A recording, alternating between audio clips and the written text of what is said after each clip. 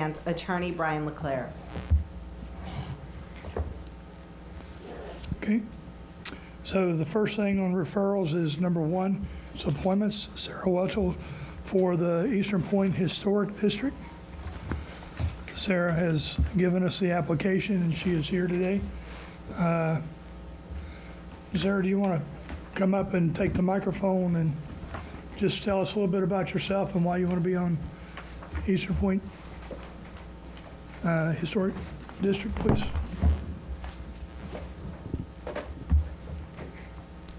Hi, yes, my name is Sarah Welchel. I grew up in the city of Groton and recently moved back onto North Prospect Street, so I'm within the historic district. The house that I grew up in on Tyler, at least according to my parents, was over 100 years old when they bought it in the early 90s. So ever since I was little, when I was bored, my parents would hand me a tool, say, here, this is what this does, this is how you fix up this house. So I have a decent amount of experience with that. I am an engineer at Electric Boat. I appreciate the history of the city and everything that's here, and I feel like I'd be a great asset, along with the fact that in the May meeting of the Historic District, Marcia Gipstein had asked if I would apply to be an alternate. Thank you. Questions or comments from the council? Anyone? Councilor McCabe. First of all, I want to thank you for offering to step up and be on this commission. That's really, I don't really have a question for you. I also love old homes and fixing them up, so I can appreciate growing up with that tool in your hand. So thank you for being willing to help in this way. Any other questions or comments from council? Okay, I need a motion to move this to July 6, 2021 for the mayor and council meeting. So move. Second. We have a motion and a second. Any further discussion? Hearing none, all in favor say aye. Aye. Opposed? Abstention? Motion carries. Thank you, Sarah. Thank you for coming out. Thank you. Thank you. And thanks for applying. Okay, the next thing we're going to do is number 790. It's a Connecticut cannabis legalization. Tonight we have State Representative Christine Connolly to give us a high-level overview. So with that, Awesome handout.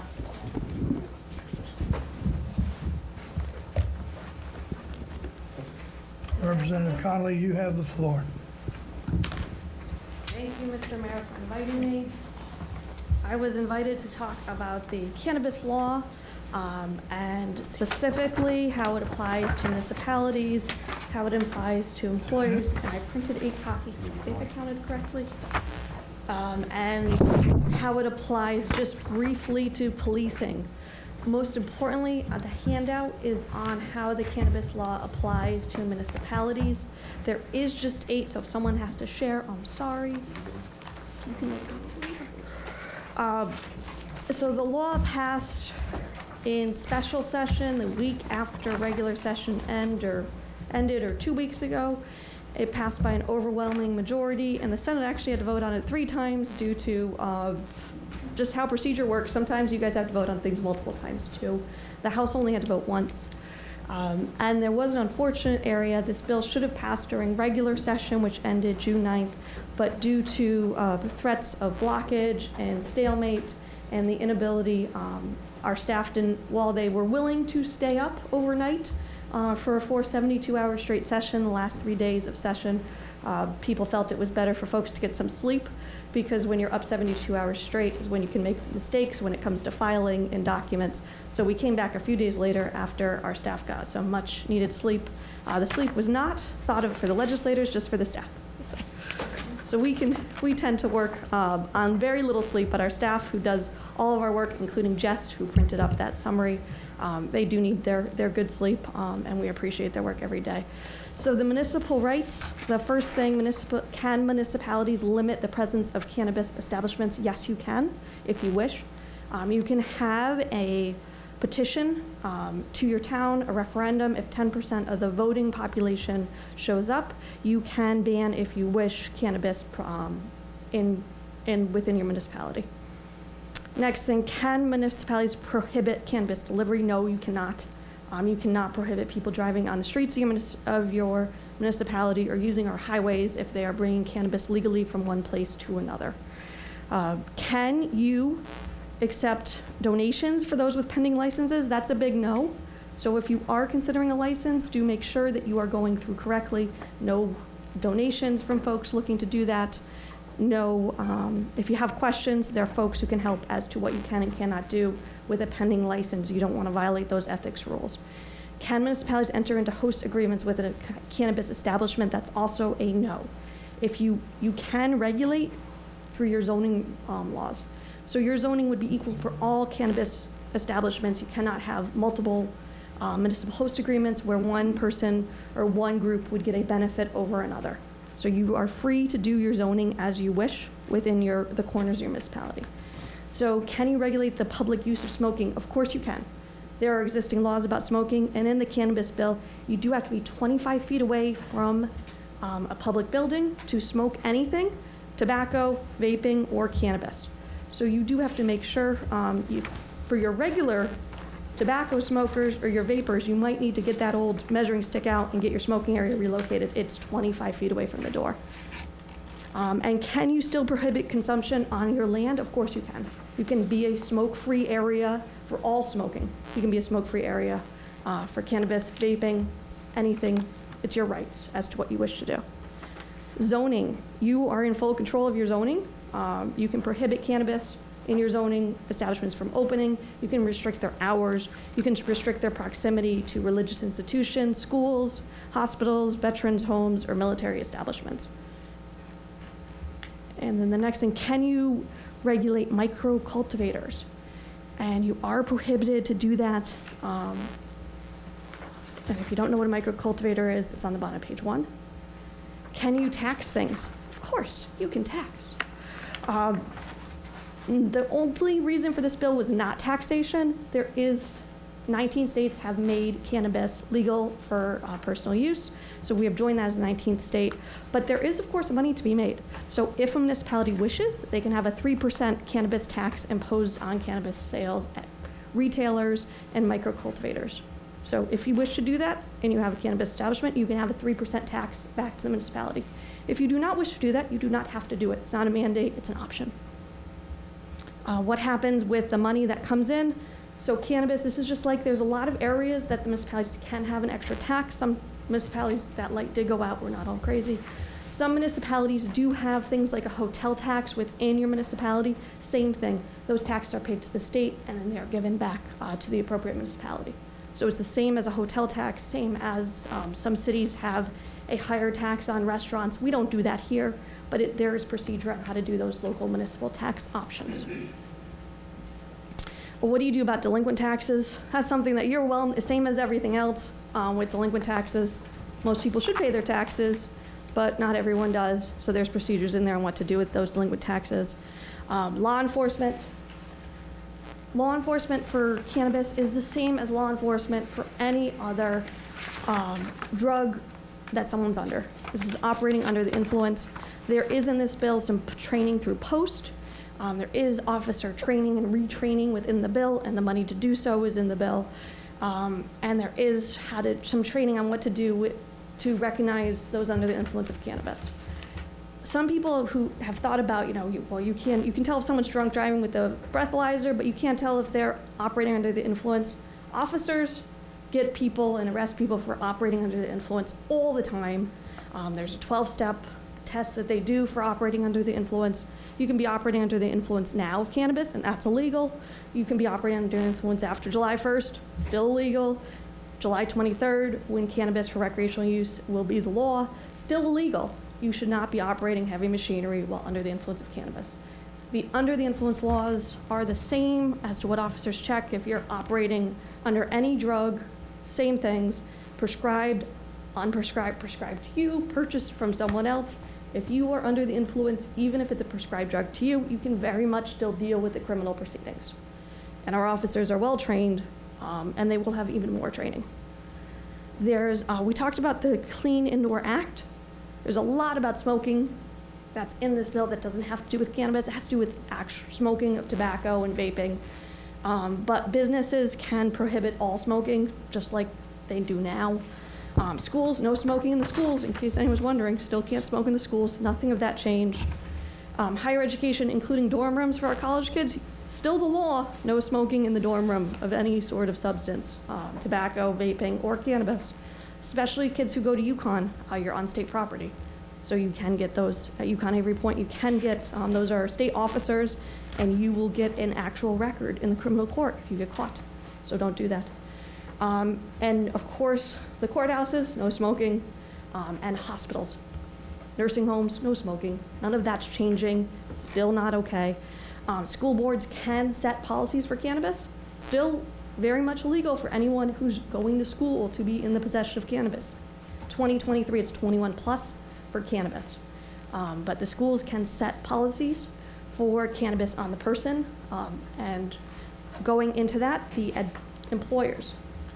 Electric Vote, who again does not appreciate that recreational cannabis will be legal, was involved in writing of this law, and the language that they wanted for employer right to have drug-free workforce is all still within this law. So if you are an employer, you can still have a drug-free workforce. Nothing's changed. What is outlined is how to make sure that that drug-free workforce is presented to your employees. Electric Boat and our other big employers do it all the same way. It has to be posted that you're a drug-free workforce. If you're doing drug testing, which you can still do to all your employees, it has to be posted, it has to be applied equally. Basically, anything with employment law is equal application. So if you're doing it upon job hiring, it has to be listed appropriately, just like any other drug or alcohol testing that you do at your employer. So nothing changes with that. Again, folks who are operating heavy machinery, you should not be under the influence of anything, including cannabis, while you're operating heavy machinery. So 2023, we can have recreational cannabis. July 1st, possession is legal for 1.5 ounces on your person. What is it? It is more. You can have about a half a brick in your home or confined in your car in a locked area like a glove box. If you have a medical permit, July 1st, you can start growing 3 immature plants in your person. Because again, they're starting growing, so they would be immature. Once this is law, once things go, you can have 3 immature at a time and 3 mature plants. Here for questions. Questions for the council? Councilor Sheffield. Thank you, Christine. I think there was a Supreme Court decision regarding marijuana. With the smell of marijuana in the vehicle, can the officer pull somebody over with the smell of marijuana? Would that be considered, again, driving under the influence of marijuana, even though they may not be smoking it at the time, but you have the smell? Officers, I believe, do not have the right to stop and pull over somebody. So what does that do now if they feel, maybe if they're swerving, obviously that's a different story, but the mere smell of it, if someone's driving by, and then police pull them over and figure, okay, you might be in possession of it, but, that kind of gray area that law enforcement has to deal with as far as having to stop and, investigate a potential impairment, but yet you have the odor, but not necessarily the driving is impaired, so. So the law in our state of Connecticut is that the smell alone is not reason to stop and search. That has not changed. So if someone clearly is swerving, speeding, something else blows through a stop sign, driving recklessly, or even more with cannabis, driving too slow is more of the reason that people get stopped when they're operating cannabis. Something too fast, too slow, anything else, tail light out, reasons to stop are as forth. If they see you smoking a joint while you're driving, or anyone in the vehicle smoking while driving, a joint or a bong or any sort of smoking device that can perceivably just be used for cannabis, you can get stopped for that. But the smell, someone could have been smoking in the vehicle hours before, That person, the driver, is in the vehicle, so that alone does not mean that that driver is under the influence. I don't know who said, I think your hand was up. Go ahead, Councilor McCabe. Thank you. I'm not quite sure if this is a question for you or for you. The first statement, municipalities can limit the presence of cannabis establishments. So how do we go about limiting an establishment in the city? Is that a zoning thing? You can do a referendum, and the people would vote if you want to limit the establishment.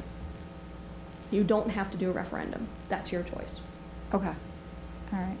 This is all new, so we are looking at all aspects of this.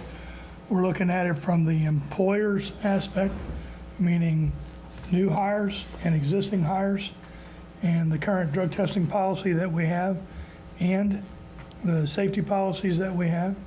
We're also looking at it from a police perspective about who we stop, how we stop, those kind of things. Additional information is coming out of Hartford on that.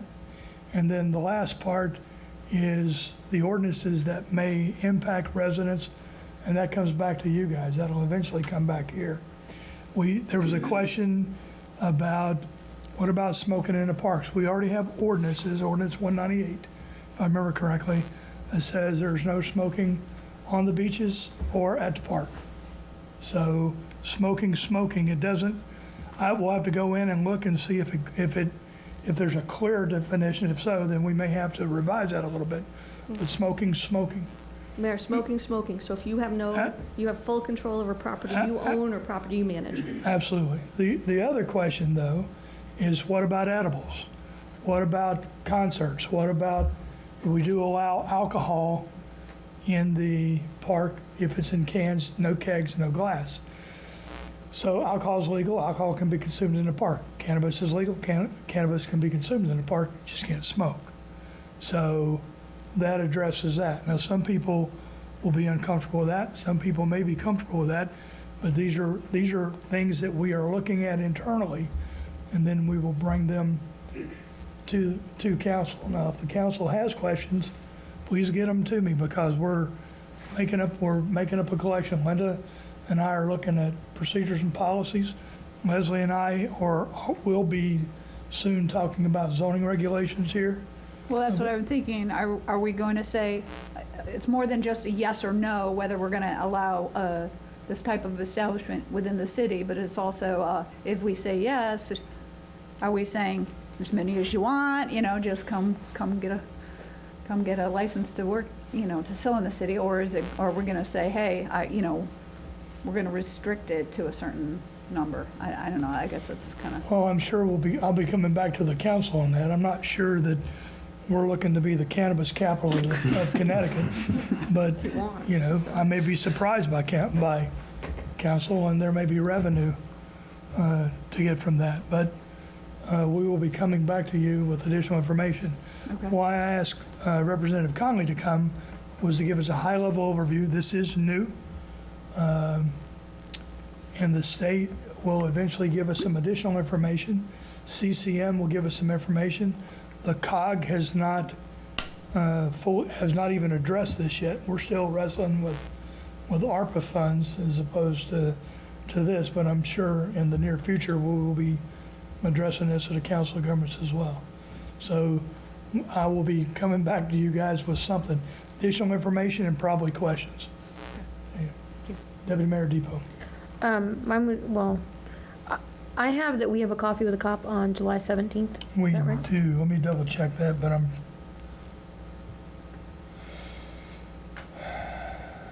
we do. The Bill Memorial Library on the 17th at 9 o'clock, 9 to 11. You are correct. I was just thinking, is this something we could maybe put out, like some kind of graphic and solicit questions? Sure. That people can ask, related to policing and that kind of thing, that could be entered at that coffee with a cop, because it'll be after the law passes or after it's legalized. So might be a good opportunity for people to ask their questions of the police department, and it hopefully will give them enough time to sort out more details, because I know it's new to us, but I'm sure the police department is already figuring out how they're going to manage everything. And I think it might just be nice because people could, if they want to email them in, they could send in anonymous questions too, which I think people might be interested considering the topic. So we can get that out on Facebook. And your officers will get more training, so that's part of the bill, is the post-training. The bill just passed a week ago. They have not been post-retrained on some of these new things. Takes a little bit of time for these things to Right. happen. Thank you. And the other follow-up to what Councilor McCabe said, you can have one establishment for every 25,000 residents. So you're not going to have multiple, you don't have that many people living in the city of Groton. Right. This might be something that the city council wants to talk to the town council about, or the town manager. As you may be, if you're both choosing to go forward with cannabis, you may want to make sure that your regulations are similar depending on which property is being used for cannabis retail location. And there is a $50,000 fee you can charge a cannabis location for an opening, for extra policing. The ones in Massachusetts, very popular upon opening, so that you get the appropriate traffic and policing for those weekends or days, if that's what you choose to do. Any other questions or comments, Councilor Sheffield? Again, you mentioned the fee to starting a retail business for sales of cannabis is how Oh, it's much? high. Now, was that the hang-up in Hartford regarding certain areas of the state, as far as access to, Yes, opening- that's been discussed for a few Yes. years. So there's two types of licenses. There's a regular license, and then there's an equity license. And a big discussion over the last few years has been how many licenses for payors, or these are large companies. Again, cannabis is a cash business. So it is not something that you get loans from. So the folks who have access to this capital are very wealthy folks, very wealthy business people.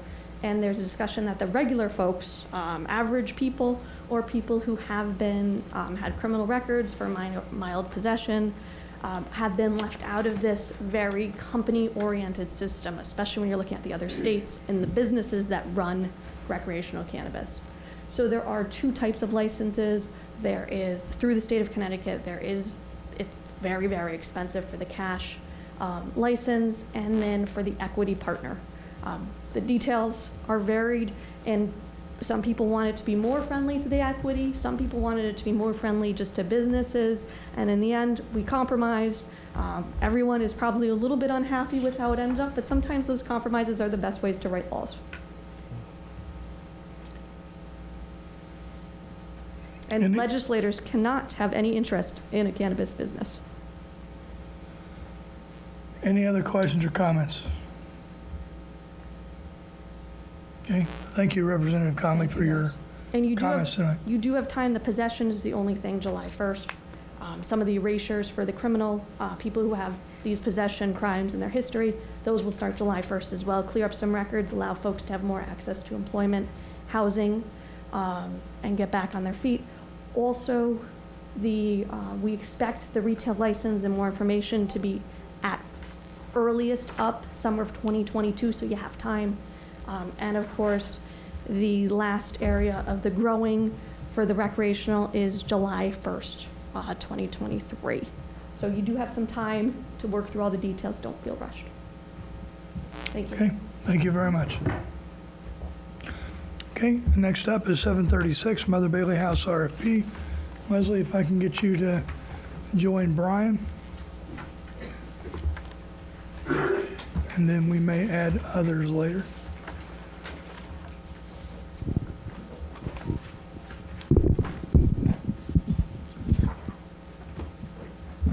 All right, so who wants to start?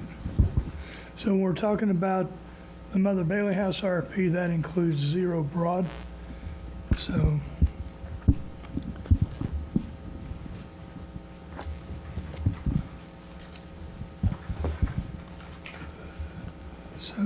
Brian, do you want to start, or Leslie, do you Sure, want to? Mr. Mayor, I can give, if you'd like, it's Brian Leclerc, a high-level overview of this. Mother Bailey House is the result of an RFP that went out from the city. There were several individuals or entities that responded.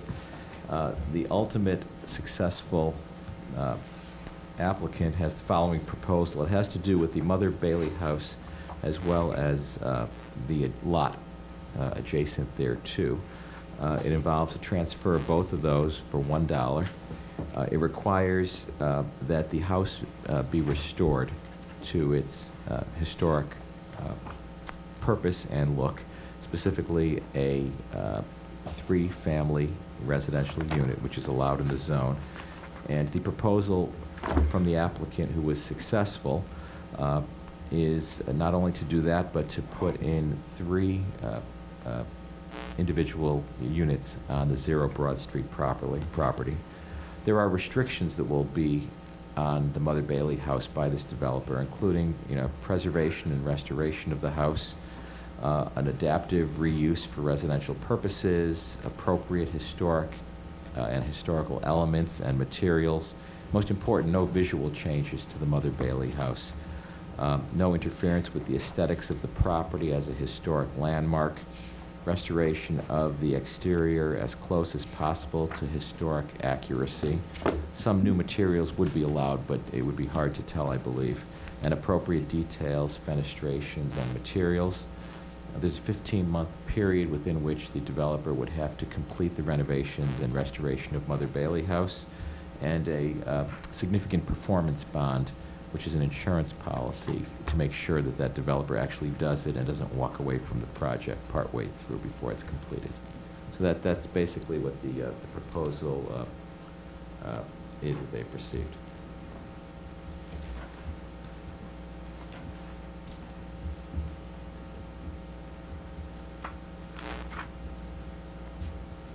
Okay. So this went out for 824, Mr. Mayor, as you know. What's that? This was an 824 review since the Right. last mayor council meeting. Correct, On the because there was an 0 824 on the 108 property, but there Correct. had, an 824 had not been conducted on 0 Broad, and we had the 824 with planning and zoning, and that was conducted 2 weeks ago, The 15th. the 15th. And the 824 was approved, Yes, you got a favorable recommendation. okay? So mayor and council have, back in 19, agreed this was surplus property. We have 2 824s. We've had the public hearings that are required. The real estate committee has been working on an iteration of the RFP for 2+ years. We have now recently, in the past few months, been working with, now we will introduce who they are, Frank Jeanette and his company, his partners, for their proposal. And it's gone through the real estate committee, and then we had a purchase and sale agreement.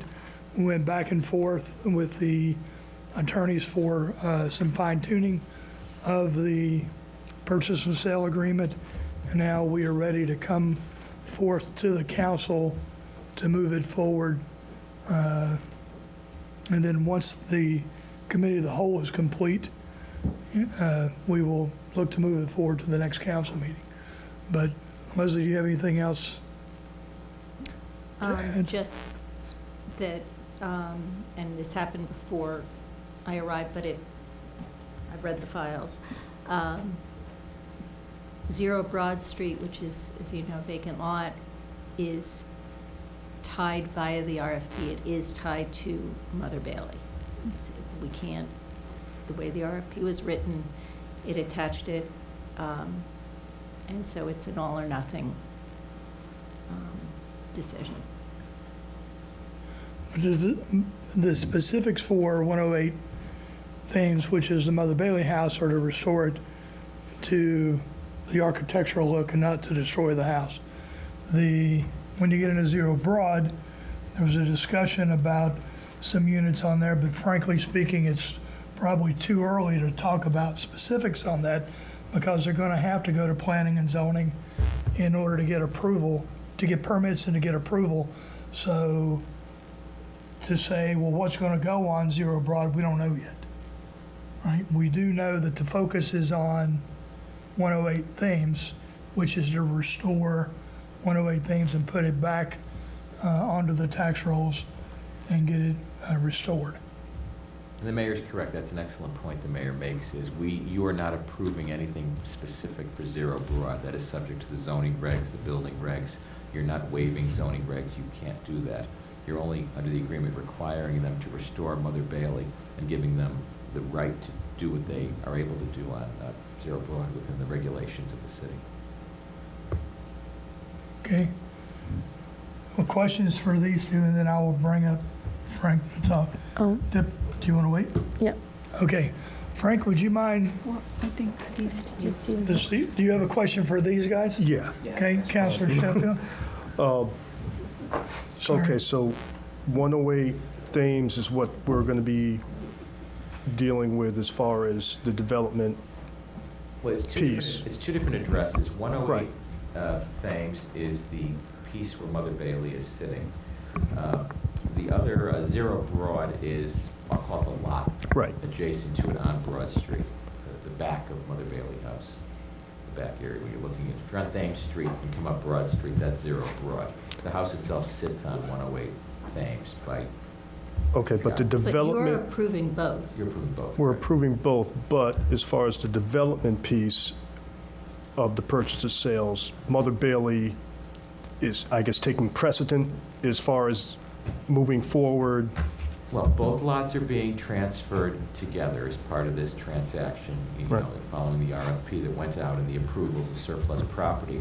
The agreement we have with Mr. Jeanette and his business has to do with the restoration of Mother Bailey House. There's no Right. specific requirements making him do anything to Zero Broad Street. He has options to do what he may do there, but there's no requirement in the contract that he develop it into anything specific at this time. The main concern of the city was restoring, Mother Bailey House. That was the goal of this project.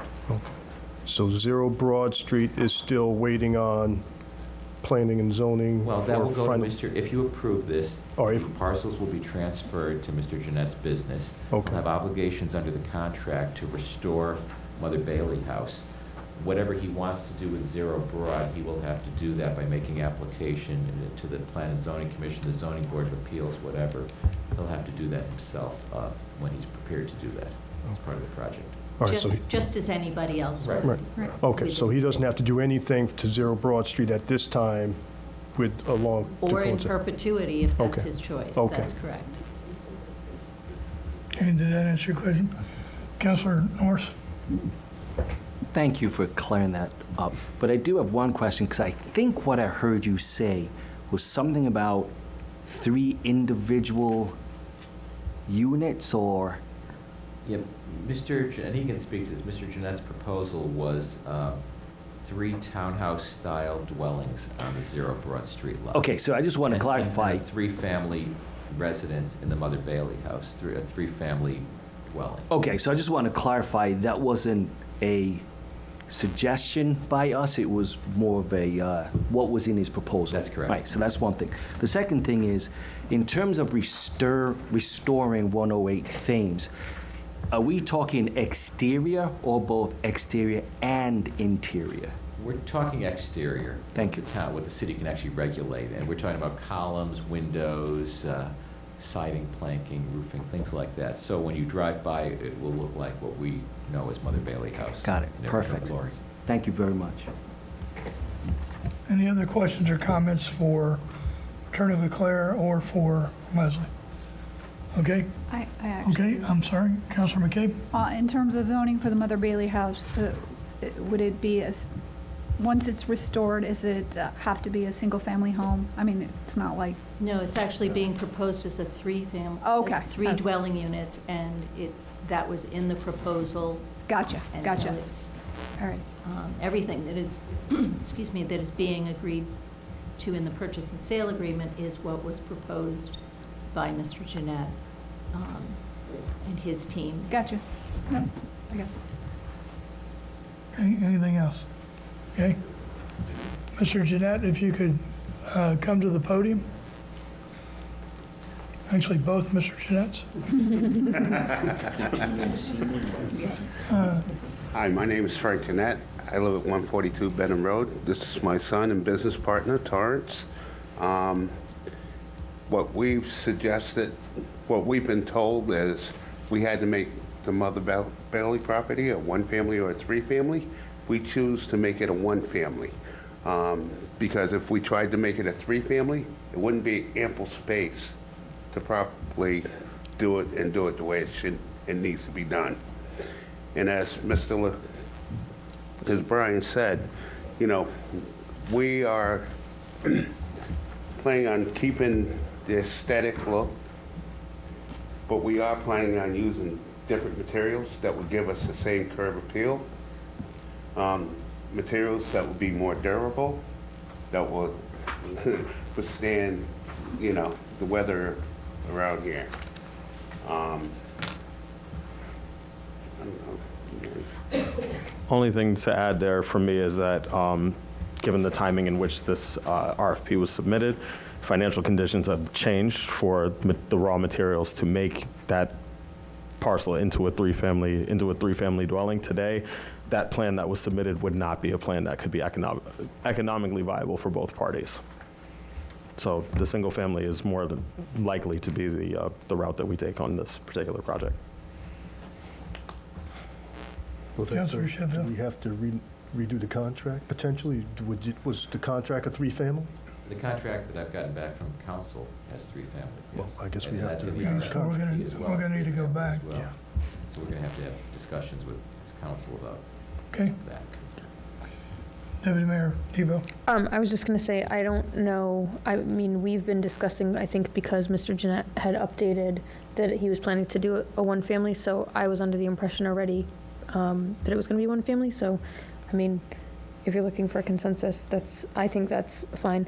I just wanted to say that I am, you know, we've had this house on the city's property list for so long, and we've been trying to improve it or do something better with it and trying to look for the best thing to do with it. And I think, you know, we've had some other people interested and it hasn't worked out. And I, for one, I don't know if everyone knows Mr. Jeanette, but he's a city resident, and I'm happy that we are able to kind of have a mutually beneficial agreement with a city resident as opposed to bringing some developer from far away to do it. I think it's a really good idea, and it'll be nice to have that improved and look nice when you drive by again. So I'm happy that we're moving forward. So thank you. Councilor McCabe. I was going to say a lot of what she just said, because I'm also really happy to have a city resident take on this project. I appreciate all that you're going to do to the Mother Bailey house. I'm pretty excited about it, and I actually prefer it staying a one family as opposed to a three, so that actually makes me really happy. I had an opportunity on Friday to take a tour, and I really hope you give us a tour after it's done, because it's a beautiful home, but it needs a lot of love. So A whole lot of love. yeah, and I am sure you're up to the task. So thank you. Deputy Mayor Debo. I was just going to piggyback on that because I forgot that we were thinking about that. I think it would be really great even if we just did like pictures of the before and after to say, so that we can show residents like this is what this historical house looks like now. I just think that would be really cool. I know that's going to be far down the road, obviously, when you finish it, but if you would be willing to do that, I think that would be really neat, just to show residents, you know, we did improve, you did improve it, and this is what it looks like, and you know, so they can recognize it when they go by. Well, we usually do take pictures. I've been at this for 40 years, so, as far as a builder, and we do take pictures of our work of before and after. So that would be no problem. And if the council wanted to come in and take pictures, I'm down with that too. All we want to do is rebuild this thing and make it a viable part of the city. You know, it's been an eyesore for many years, you know, and I think now me and my family, FTTB, we're down for the challenge of making it a viable property again. Councilor Norris. Well, I just wanted to say thank you. This is a perfect example of engagement within the community and potentially outward, that financially it makes sense to both parties to get this done, and for local to step up and want to restore something to its historic heyday. It's a win-win all the way around, so thank you very much. Any other questions or comments? Okay. Brian, we're going to need to go back with the purchase and sale agreement. How long do you think it'll take? Because I want to move this to a future meeting date, but I'm not sure how much. If his counsel's available, I could get done tomorrow or the following. I mean, it could be ready for your Tuesday meeting. It could be ready for next Tuesday? If his counsel is available, sure. We can get that done. In fact, I'll speak with my counsel tomorrow and have him make communication with you. Because that should be just a simple fix. Yes, sir. Because that's really the only thing we're changing. There's nothing else global that's going on. Okay, and then, are there any other questions? Councilor Sheffield? No, there doesn't need to be an assessment for the viability of a one-family, does there? Was that an issue? Like a financial assessment, that would be Mr. No, a planning, zone, to just have it one family instead of the three, no different assessment is needed? Okay. No, sir. Anything else? Okay, then I will need a motion to move this to the mayor and council, July 6, 2021. So moved. Second. All right, we have a motion and a second. Any further discussion? Hearing none, all in favor say aye. Aye. Opposed? Abstention? Motion carries. Thank you. Thank you, Frank. Thanks, Torrance. Thank you all. We appreciate it. Okay, we're going to do 655, department presentations. We will start with Economic Development Grant Program. Where is Sierra? There she is.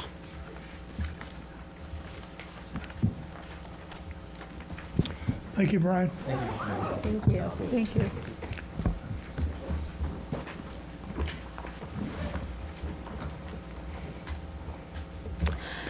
Mayor, do you mind if I start with the community design workshop stuff first? All right. So, good evening, everyone. You guys all know me. I'm Sierra Patrick, the Economic Development Specialist. So I just wanted to give you guys a little refresher of kind of the community design workshop and kind of how that fits into our plan of conservation and development and planning moving forward. So last Thursday, we hosted our first kickoff at Washington Park in the pavilion. We had a couple community members come out and we just had a general discussion about our plan of conservation and development. Just wanted to notate that the POCD is a document whose purpose is to establish a shared vision for the future of the city of Groton and will be used to then determine the policies that will help attain that vision. So, building from this vision, I highlighted 4 areas. There's 7 sections within the POCD completely, but I highlighted 4 areas that staff is currently working on. So the promote community and economic development, prepare for climate change and sea level rise, transportation, and then strengthen and enhance Thames Street and 5 Corners. So, give me 1 second.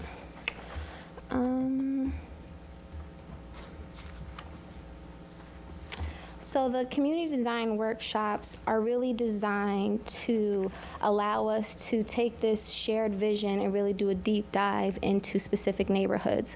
So we're going to, over the course of this summer, look at Thames Street, Bridge Street, 5 Corners, and we're going to collaborate with Parks and Rec and have a general discussion about some of the parks and open spaces and how they connect to those corridors. So the workshops are really going to be focused around placemaking.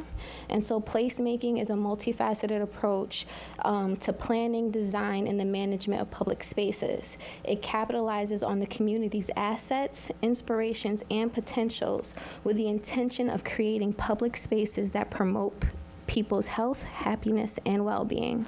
So within each workshop, though most all of our workshops will be outside. We'll have a pop-up tent so you guys can verify where we are. We encourage everyone to come by. But we're going to engage in different activities and discussions around placemaking, streetscape, and how we can start to pull those elements together to create the shared space that we all use. So, yes. So I encourage you guys to all come. The counselors, you guys all received an invite from me today from all of the workshops, so they're on your calendars, but there would at least be one workshop once a month leading up until October. So you guys have that. The other thing that I did want to mention is some active projects that we do have going on. I know you guys are just a little refresher, but we have the Community Resiliency Plan. We will be having our a workshop tomorrow outdoors at Washington Park from 3 to 7. This is a vulnerability assessment, so it's an opportunity for the community to come together with staff, with some other stakeholders within the area to really discuss what our vulnerabilities are to climate change and sea level rise, and start to discuss what kind of actions or strategies we could take to move forward. So that's going to be really exciting. We're also working on a strategic communications plan, so you guys are all receiving the bi-weekly newsletter that we're getting. I just have to say I'm like blown away by the collaboration internally from staff to put all the content together and get that out to the community on a bi-weekly basis.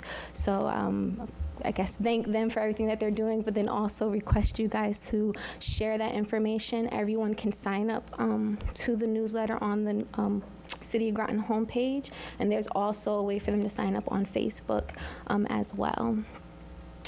We know that we are also working with the Southeastern Council of Governments on a J-less parking study for the area.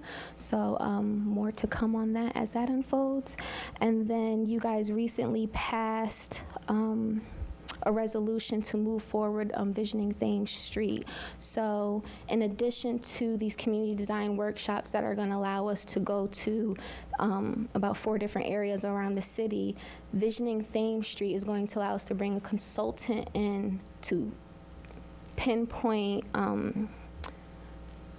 to take Thames Street and create a concept plan of how we can actually start to incorporate placemaking, streetscape elements to actually make it more inviting, to activate it, to utilize underutilized space, or even work with property owners of what the future and possibility of that space could be. And especially now with us coming out of COVID, this is a good time for us as a community to have a discussion of what the future of our commercial spaces look like. So,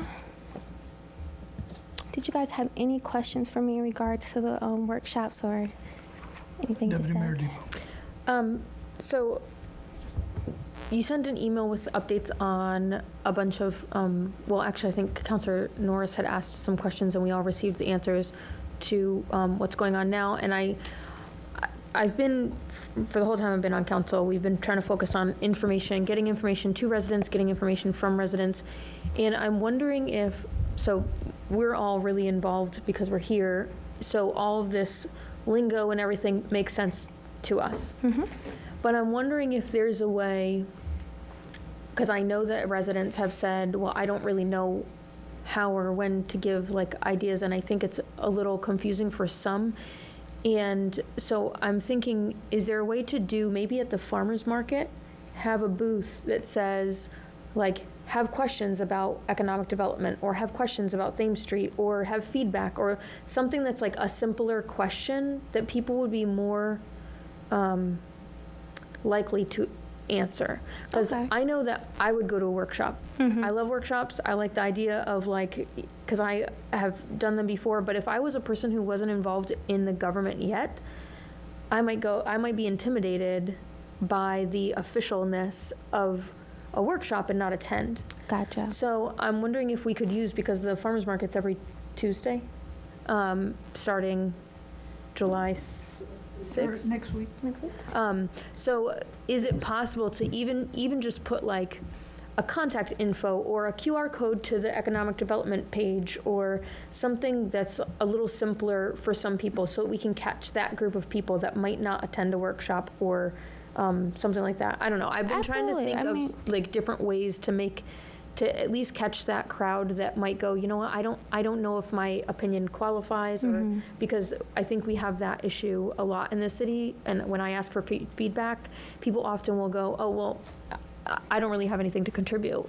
And I always say, yes, you do. Any idea is good. So trying to capture that, I think the farmer's market might be a good place to, even if it's just to leave information out at the booth or something to make it more available to more people, if that makes sense. Definitely. I'll definitely collaborate on figuring out how to do that. And then if you guys have any other suggestions of how to engage the community more, that would be, I would value that feedback greatly as we do this outreach. But I definitely may circle back with you going on how to make sure I'm addressing everything. Any other comments on these? Because one of the things that I wanted Sierra to do, and one of the things we're going to be doing, you're going to see tonight, is I'm bringing 3 of the department heads in to come in and talk to you about projects and programs that we have and that we're looking at. Some of these have been ongoing, some of these are new, and I want to get everybody up to the same level so that we can move forward with initiatives that we have in the city. Councilor Norris. If I may. Thank you so much for those really quick and good responses. So I really like that. But I'm just following up on Deputy Mayor Depo's comment is, I'm also thinking about people that can't come, because this thing is pretty much in the middle of the day or driving home, you know. So I don't know if it's, you know, questionnaires. I don't know if it's using SurveyMonkey, you know, to just to involve people, more the merrier, because I just think I appreciate what we're doing, but I think if we narrow things down to like a Wednesday or a Tuesday between 3 and 7 or 4 or 7, there's a whole 75% of the population that can't be there.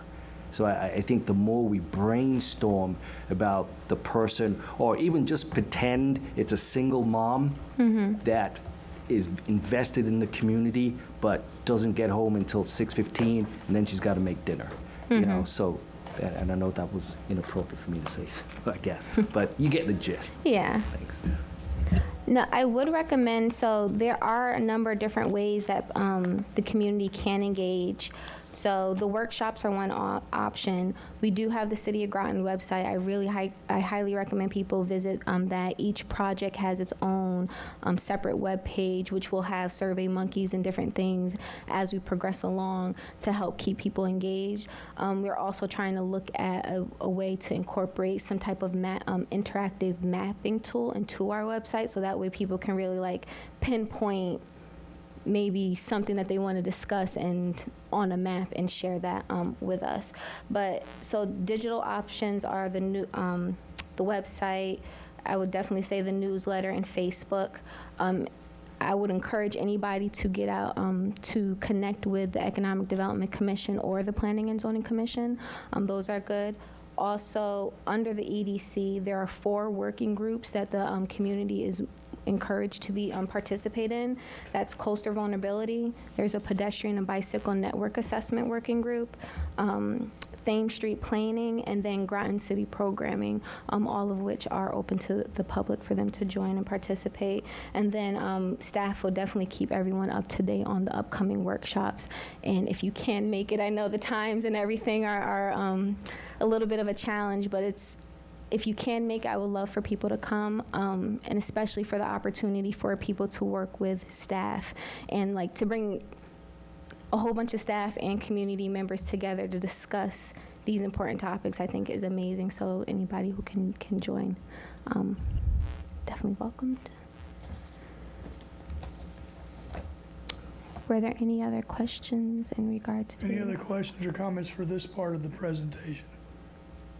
Okay, then I know you want to talk about the So grant program. before you guys, you have the Economic Development Grant Program. You have an overview as well as the policies and procedures.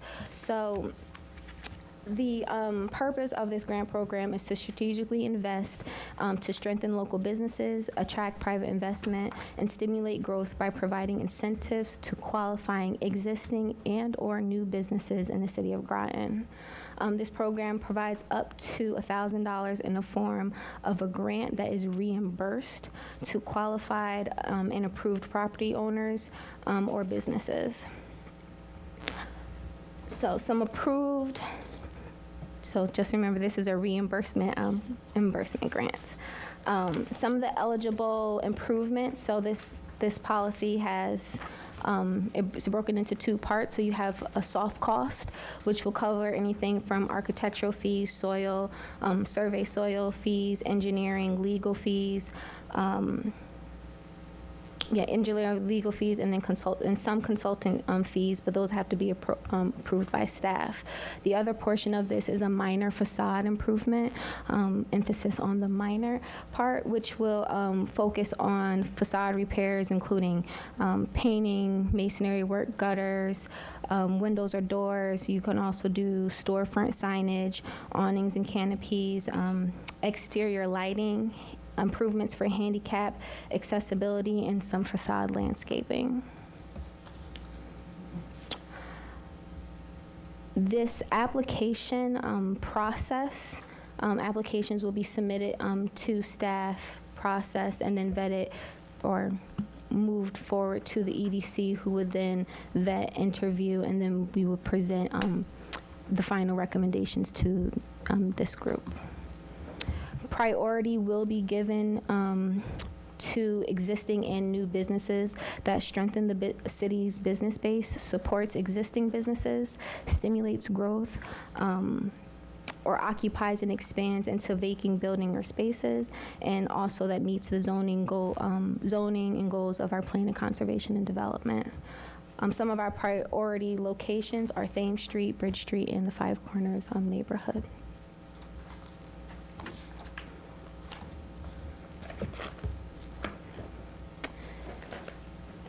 Are there any questions? I mean, I could go on, but I don't know if you guys have specific questions about it. So basically, we had a brief on this last committee of the whole. The reason I want to bring it back again is we looked at it, revised it, so that the projects will be vetted by the EDC, and then approval for the expenditure of funds will be made at the council level. So they will be brought to the council for final approval. And so that's why I wanted to get Sierra to come back and talk about it again today. Okay, Deputy Mayor Depot. How are businesses being informed that this is available? Right now, they're not as well. Right now, our business soft cost grant is advertised, not the minor facade portion of it. Advertised where? On our website. Okay. And my other question is, does this apply only to future projects, or like, say a business 2 months ago improved their facade and it would be completely eligible under this for reimbursement? Is that eligible, or is it like, is there a starting date for eligibility? 6 months prior. So anything 6 months prior to their application, and they can apply right now? Upon approval of the policies and procedures, they can apply. Right, okay. Yeah. That's all. Okay, Councilor Norris. I'm sorry. So, again, just thinking about engagement. So, a business owner would only know about this if they already knew about it or stumbled upon our website. So again, I'm like, what is that extra step that we're doing to engage city businesses? I don't know, is it an email to every business? Is it a letter? I just think we need to do just this much more to engage with, because we are their clients just as much as they're our clients. So we can work hand in hand and share that information. So that was one thing. The second thing is, so this is the second grant that I'm hearing about in the past couple of months? It's This the same grant. twice, Same grant twice, got it. All right, thank you. right? I mean, I am Yes, correct on it's the that, same right? grant twice. Thanks. The reason I wanted to bring it to you is because we sat down, Sierra, the finance director, and I sat down, and initially it was going to be approved by the EDC. And then we got to thinking about grants and loans and all these other things. And those fiduciary things tend to come out of the council. Council tends to authorize the expenditure of funds. And so therefore, that's why she went back, revised it, and that's why we're back now with the committee of the whole. So it's the same grant program. It's been revised for council to be the ultimate, the final approving authority. Deputy Mayor McKay, not Deputy, sorry, Councilor McKay. I saw you and. Yeah, so I absolutely agree with Councilor Norris, your name, in that we should, I agree that reaching out to our businesses that might not know that this opportunity exists, because I absolutely want them to be able to take advantage of it, because it only beautifies our city. So I think that that's a great idea. I assume that any new business that potentially would come into the city would probably be in talks with us, and that's a good opportunity to say, hey, this opportunity exists. But it's those people that already have a business here that that we should, I agree that we should reach out to. So, yeah. Okay. Councilor, let me go here. All right. Deputy Mayor Depot, you haven't spoken on this. Well, I spoke first. Oh, did you? But that's okay. More back to you because So if a business is interested in more information or details, or seeing if their project would be eligible, should they contact you? Absolutely. Okay, so contact Sarah. And to piggyback on the communications things, considering, and I know this is further on the agenda, but the American Rescue Plan funds, there's room in there for reimbursement for businesses, correct? Does it make logistical sense to maybe put an email list together of the businesses for these purposes and for those purposes, so that we can notify them of, this grant, but also the American Rescue Plan funds? I don't know how they would know about those details either, because unless they're really paying attention to the news and inquiring, I don't see how they would know that. And I'm sure we have emails for some of the businesses, because I know that we've interacted with some of them more than others, but I think that would be a good idea if we could do that and have a running, like a contact list for businesses, and then anytime you get even a notice that's like a federal program for a business or whatever, you could send out a blast to them and say, hey, this is available, take advantage. Absolutely. And just to go to the point, on the sign up for the newsletter is an opportunity for businesses to specifically sign up just for business information. So I don't know where the camera is, but I really request and encourage everyone to sign up, because that is a really, like you're saying, with the email communication, is a great way for, and the easiest way for us to get that information out to everyone. Okay. Any other questions or comments? Councilor Norris. So someone probably answered this 3 times already.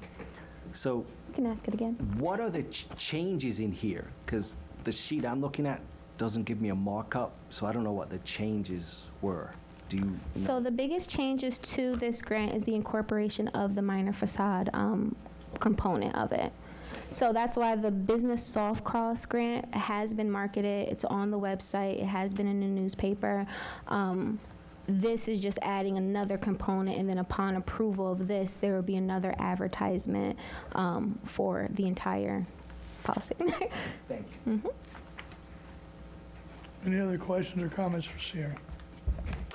Okay, hearing none, I'd like to move this to the mayor and council. I need a motion to move this to the mayor and council meeting of July 6, 2021. So moved. Second. Okay, we have a motion and a second. Any further discussion? Hearing none. All in favor, say aye. Aye. Opposed, abstentions, motion carries. Thank you, Sierra. Thank you very much. Thank you. Okay, the next is planning and zoning presentation. Leslie? I think everyone knows Leslie Korean. She is our planning and zoning official.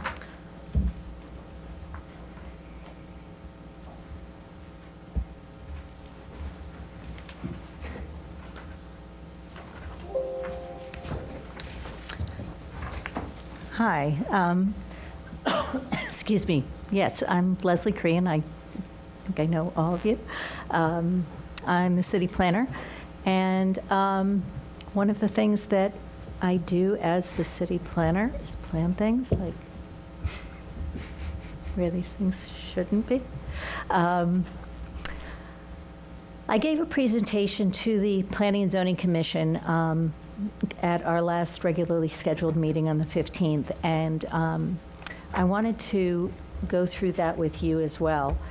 It is just a basic, trust me, nobody is born knowing zoning, and even if you study it, you don't necessarily know it. But it is a very powerful and important tool that I have used in other municipalities. Joe Summers, the building official, and I both got here just about the same time, and so we were reading through the zoning regulations at the same time and both noticing some internal inconsistencies, things that probably made complete sense to the people writing it, but didn't travel well to new bodies. So we've been making lots of notes. I also have a lot of experience in writing zoning regulations, so and doing that with public input and making them more than just a 50-pound doorstop. So I'd like to go through this as quickly as I can. That isn't just not making any sense to anybody. And then I'm happy to take your questions. If you have questions in the middle, please feel free. But one of the first things that I want to talk about is what zoning can do and what zoning can't do. Now, zoning can regulate height, it can regulate lot coverage, it can regulate sort of the bulk aspects of buildings, and it can regulate uses. It can also regulate lots of environmental issues. Okay, controlling pervious versus impervious surfaces, stormwater runoff, those kinds of things. But just as important is what zoning cannot do. Okay? And the first couple are like the primo, like just emblazon this on your brain if you don't get anything else out of this presentation. Zoning cannot control behavior. It also can't control noise. Can't control what, unless this is not a historic district conversation, this is zoning regulations, they're two separate things. Can't control what color you're allowed to or not allowed to paint a building or a doghouse. It cannot regulate architectural style. If you want to build a modernist building, as long as you do it within the envelope of how wide, how much ground space you cover, how high, you have the right to do that as long as it complies with all the other regulations. Okay, and that includes, by the way, although it's not part of the planning and economic development office, but obviously buildings need to comply with things like fire and code and building code, leaving that aside for the moment. So a lot of things can't do. You cannot regulate based upon the number of children that will enter the school system. You cannot, zoning cannot regulate in any way and make decisions based upon the tax base, the effect on the tax base. Okay? Constantly letting people who come and speak The public's allowed to say whatever they want, but the commission is not allowed to use those factors in their decisions. And this is the law. That we didn't make this up. This is state statute, or federal law for that matter. You can't regulate based upon ethnic, religious, race of tenants, or property owners. Can't do it, period, the end. These things are not up for discussion with the commission. And there are lots of other things. But, so there are two general theories of zoning. The one that you're all probably the most familiar with is what's referred to as use-based zoning. It's sometimes called Euclidean zoning. It's about what are you allowed to do on a property and what aren't you allowed to do on a property. It's all about generally the separation of uses, and it was instituted back in the 1920s for the purpose of securing health, safety, and welfare. And my favorite example of it is why you would not want to put a pig farm next to a hospital. Now, with today's technology, you probably could do that, okay? And it wouldn't be a problem, and everybody in the hospital would be fine, and the pigs would be fine, and all's well. But generally speaking, they're probably not terribly compatible neighbors. So it's about the separation of uses. It was also established at the time that the car was coming of age. And so by separating these uses, you had a vehicle, literal vehicle, you had a way of getting from one to the other. And so that's why we have manufacturing districts in certain places, we have shopping districts in certain places. That all originates with zoning in the 1920s. So that's use-based zoning. And then there's something called form-based zoning. And form-based zoning does not ignore the car, it doesn't hate the car, but it is about using the built environment to create the space in between. So if you think of a street and you have housing on either side, or you have skyscrapers on either side, or you have cornfields on either side. Excuse me. However you have that built environment gives you a totally different character, physical character to that same roadway. Exact same roadway, but whatever it's lined with. And if it's lined with two different things on either side, you have a field of corn on one side and you have a skyscraper on the other side, that's going to feel very lopsided. It's not going to feel like a real comfortable place to be.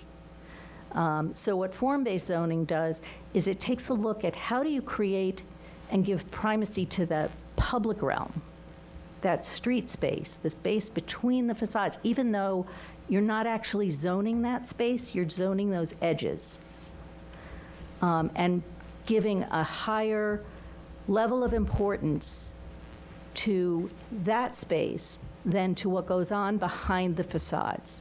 The other piece of that is that in terms of the environment and in terms of climate change and in terms of natural resource expenditures, if you look to build buildings and encourage buildings to be built so that they can change use over time as the market changes, you're saving a whole lot of money, you're preserving the character, the physical architectural character of a space, that street. And does it really matter whether it's an accountant's office in a building and then it changes to a single-family home, and then it changes to a dentist's office, and then it changes to a daycare center, and then it changes back to an accountant's office? You've kept that feel of the street and where most of the public is without having to tear down buildings and build new ones and use all of the energy and the resources that you would have to use to do that. And you haven't, it's not like you've created serious issues by allowing uses that are not compatible. Okay, so that's the sort of sweet spot of zoning, and being able to combine both use-based and form-based zoning. So the form-based codes are based on what's known as the transect. It comes from biology. It's the idea of the transition from life in the water to on the beach, in the prairies, up the mountains, to, you know, in the snow or whatever. And you've got, so that you see this progression of intensity, and in one of the, there are lots of different sort of prototypes for this, but the easiest one to understand, I think, is one that basically says that T is for transect. T1 is areas where humankind has not touched it. State parks, federal parks, the ocean, not the beach necessarily, but the ocean. And so it's just the way it was made, that's the way it is. That's a T1. T2 is where it's basically still open space, but mankind has touched it. So things like ball fields, cemeteries, farms, golf courses, beaches, things like that are considered to be in Transect Zone 2. Okay, so we're moving up in intensity. T3 is sort of your typical, I like to describe it as a place that kids love to go trick-or-treating. Houses are relatively close together. They're usually front stoops or front porches where the light's on, easy for mom and dad to say, yeah, go run up the stairs, you can go get your candy. They don't have to follow necessarily because the distance to the street isn't that great. And a kid can get a lot of loot in a short period of time. T4 is a mixed-use zone. And that's where you're starting to get the need for more walkability and bikeability for more than recreation purposes. It's more of a transportation mode. And there isn't, even New York City cannot have first level commercial retail and then residential above everywhere within a mixed use zone. That measure just doesn't work. It's not a manageable ratio. So you strategically pick, and preferably at intersections where the most number of people can reach those first floor, either commercial or retail or entertainment venues on foot without having to cross as many streets. It's a little more complicated than that, but that's generally the idea. And then with housing above.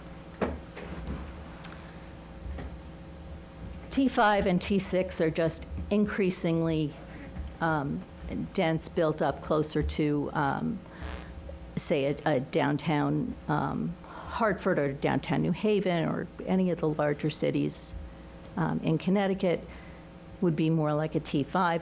These also need to be calibrated to the local.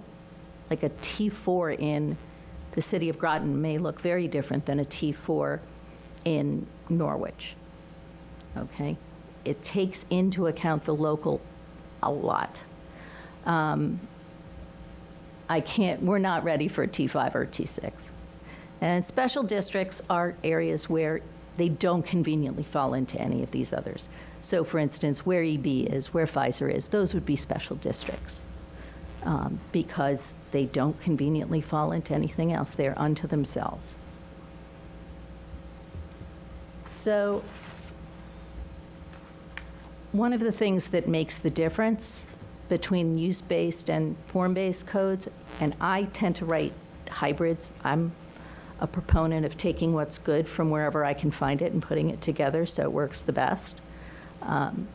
But conventional zoning here in the yellow, it tells you where, it says your building can be no bigger than so many feet, so only so high, and within this envelope on your lot.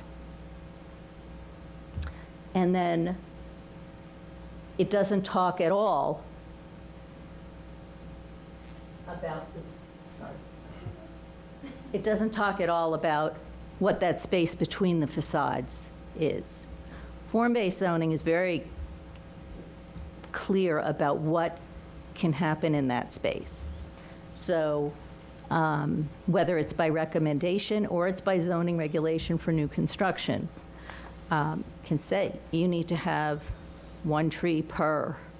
It gives you a list of trees that work, because you want to make sure you're not going to plant a tree near a sidewalk that's going to heave the sidewalk. And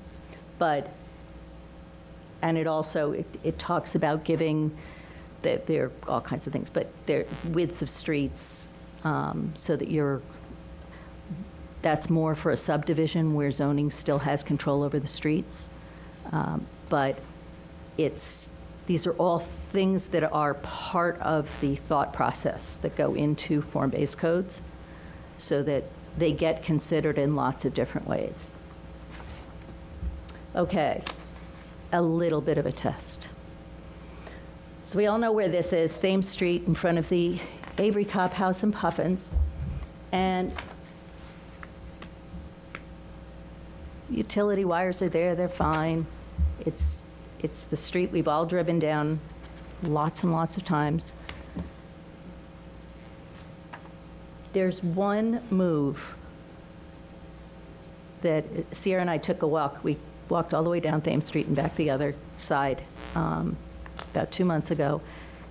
And when I was standing here, it's like, there is one move I want to make. Like, if I could just do anything right here, right now, there is one thing I want to do. Anybody tell what it is?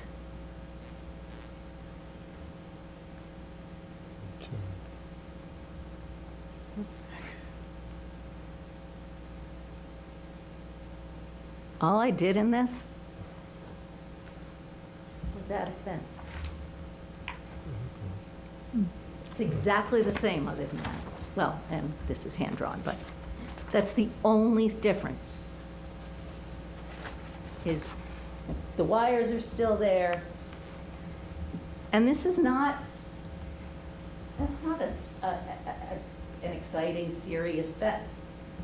It's a placeholder. It says, this is public space and this is not. Putting up a same fence, exact same thing, not expensive, not fancy, on the other side, putting it right here. If you're walking here, yeah, it's a really nice walk, but you sort of feel like this edge is falling off. So if you're on the other side, there is, even with just those pipes for that fence, there is a sense of stability. You just put another fence just like that, paint it black, put it in, just in the island. You don't even have to go all the way. Something to hold that edge. There's nothing, well, there probably are, but holding edges is one of the most important things in urban design. To know where to hold them and how to hold them and where not to. And just holding that edge will make that space between those two fences feel like a place. That one very simple, inexpensive move. And that's just one example. I wanted to pick something that would be, we all knew where it was. Yeah. This exercise is a perfect example of the placemaking and the discussions that we want to have with the community moving forward. How do we take a space or in a corridor section of the street and add different streetscape elements? In this instance, it's a fence to make that feel more of a place and feel more welcoming, more enjoyable to experience. What she said. Absolutely. Okay, so a form-based code also looks different. That's one page that sums up everything you need to know about a T3 zone if you were doing it based on the ones, the municipality I wrote this one for. Okay? It doesn't include the uses. It tells you how to build the buildings. The uses will go into the buildings after. And these are some examples. Okay? You can see there's the architectural character of a neighborhood is different. You have smaller sort of cottagey homes here. That can be a T3, but so can an area where you've got larger homes, larger lawns, bigger spaces, can also be a T3. That's why when I talk about calibrating it to the local, that's part of what I'm talking about. T5. Now this could be a T4 in some places. If this was in New York, that would be a T4. Okay. But these are just some examples of what it's like to build a place and care about the space that it creates. Building those edges and creating that space. And here you've got, these spaces are for cars, but they're also, more importantly, for pedestrians and for bicyclists. And the, you know, proverbial parent with a child and a stroller. So one thing before we go on to the next. This bottom square here, it's very hard to see it here if you actually can see a page, and I'm happy to help anybody do that. It shows you where you can park. It shows you where your trash receptacles need to go. It's not dictatorial that it has to go here, 3 feet from your house over here. But it's basically what it's saying is you can't dump all that stuff in your front yard because that's more of the public place. Anybody who has had the experience, and I have it all too frequently at my house, where dog walkers will leave their dog's refuse in your garbage. You know, they'll bag it, but then they put it in the closet.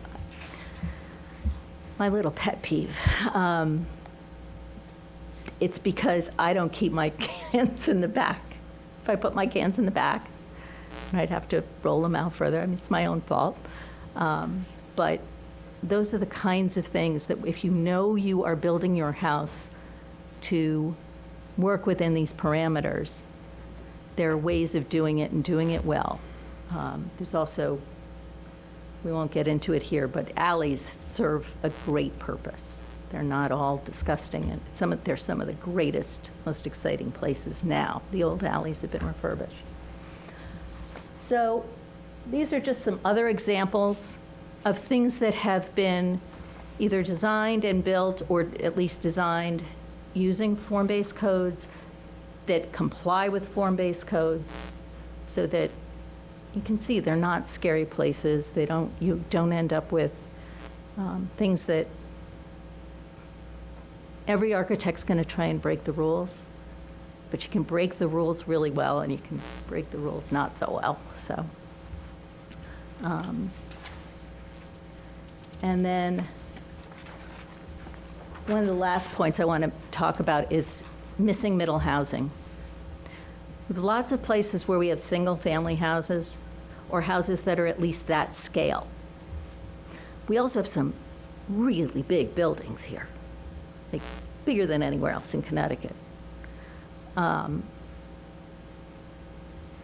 If you only see the really big buildings and single-family homes, what you're noticing is what's here, and it's a void. And that void, how you fill that void, whether you fill that void, makes all the difference to how a neighborhood feels, how people act in a neighborhood, not in terms of behavior, but do they go out for walks? Do they feel comfortable going out for walks? There's a whole psychology about all of this. But if you start to put in what's been tagged as missing middle housing, and you start to gradually increase your housing level and your density from single family to the very large, then it feels really comfortable. It feels like it belongs, and you want to go for a walk, and you might even walk through some of these places, not just alongside. So it's about the context in which you're designing to build, and understanding that context, particularly within a walking distance or a biking distance. And we'll talk about this much more at the workshops that we're doing, but one magic measure is a quarter-mile radius. If you look at what it's like to live somewhere and what can you get to within a quarter-mile radius, or if you look at wanting to develop something, who will that attract to my business from a quarter-mile radius? You get really important information for the cost of drawing a circle on a map. The other good metric is a half-mile radius, which is the distance that people are willing to walk or ride a bike or ride to work. If they're going from where they live to some kind of a mass transit node. Okay, a train station, a bus stop, something that will get them to where they're going next. So quarter-mile radius for walking, half-mile radius for transportation. Easy metrics, and really not that hard to design for. I mean, you draw it. If it's kind of near the edge of the circle, you know it'll work. If it's not, it's like, okay, what are some other destinations that we can try and connect?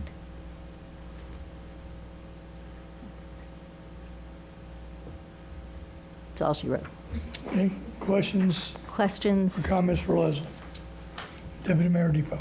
I just wanted to say thank you because I've never worked in planning and zoning, and I know like this was a nice like basic presentation of kind of what we can. I like the what we can and can't do. I think that's a thing that I mean I still don't completely understand. I don't know all the rules, but you know, with our push for economic development, I think it's really good to have these things kind of elaborated on a little more for people to understand, because you know, it's not something you learn in school, planning and zoning, or you know, how a city should be built or whatever.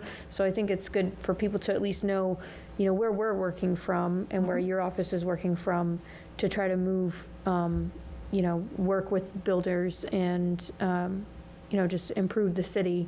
And this is kind of like a nice presentation of that, I thought. So thank you. My pleasure. Councilor McCabe. Yes, I have a question. Obviously, I've heard of the use-based zoning. This form-based is all very new to me. How do you incorporate form-based, or do you incorporate form-based zoning in the city of Groton, or is that something you're trying to introduce us to? And how does that work in terms of, are areas zoned a certain way, or does somebody come in and say, I want to put in this business or this residential house on this lot, and then you incorporate some form-based zoning? Well, the best way to go about it is to sort of start at 30,000 feet. You look down and you say, okay, what am I looking at? I see streets, because they're what your eye goes to if you're looking from high up, which is a dangerous way to plan if you're planning for people. You'll find that lots of the lines between zoning districts are often, it's getting a little better, but they're often drawn down the middle of a street. But remember what I said about wanting the streets to be the same on both sides, so you have that sense of balance? What you really want is you want your zones to have their dividing line, that boundary going down rear yard lot lines. Try really hard never to run, I've had it done, but try really hard not to have a single parcel split into two zones. It's not illegal to do it, it's just makes development very difficult.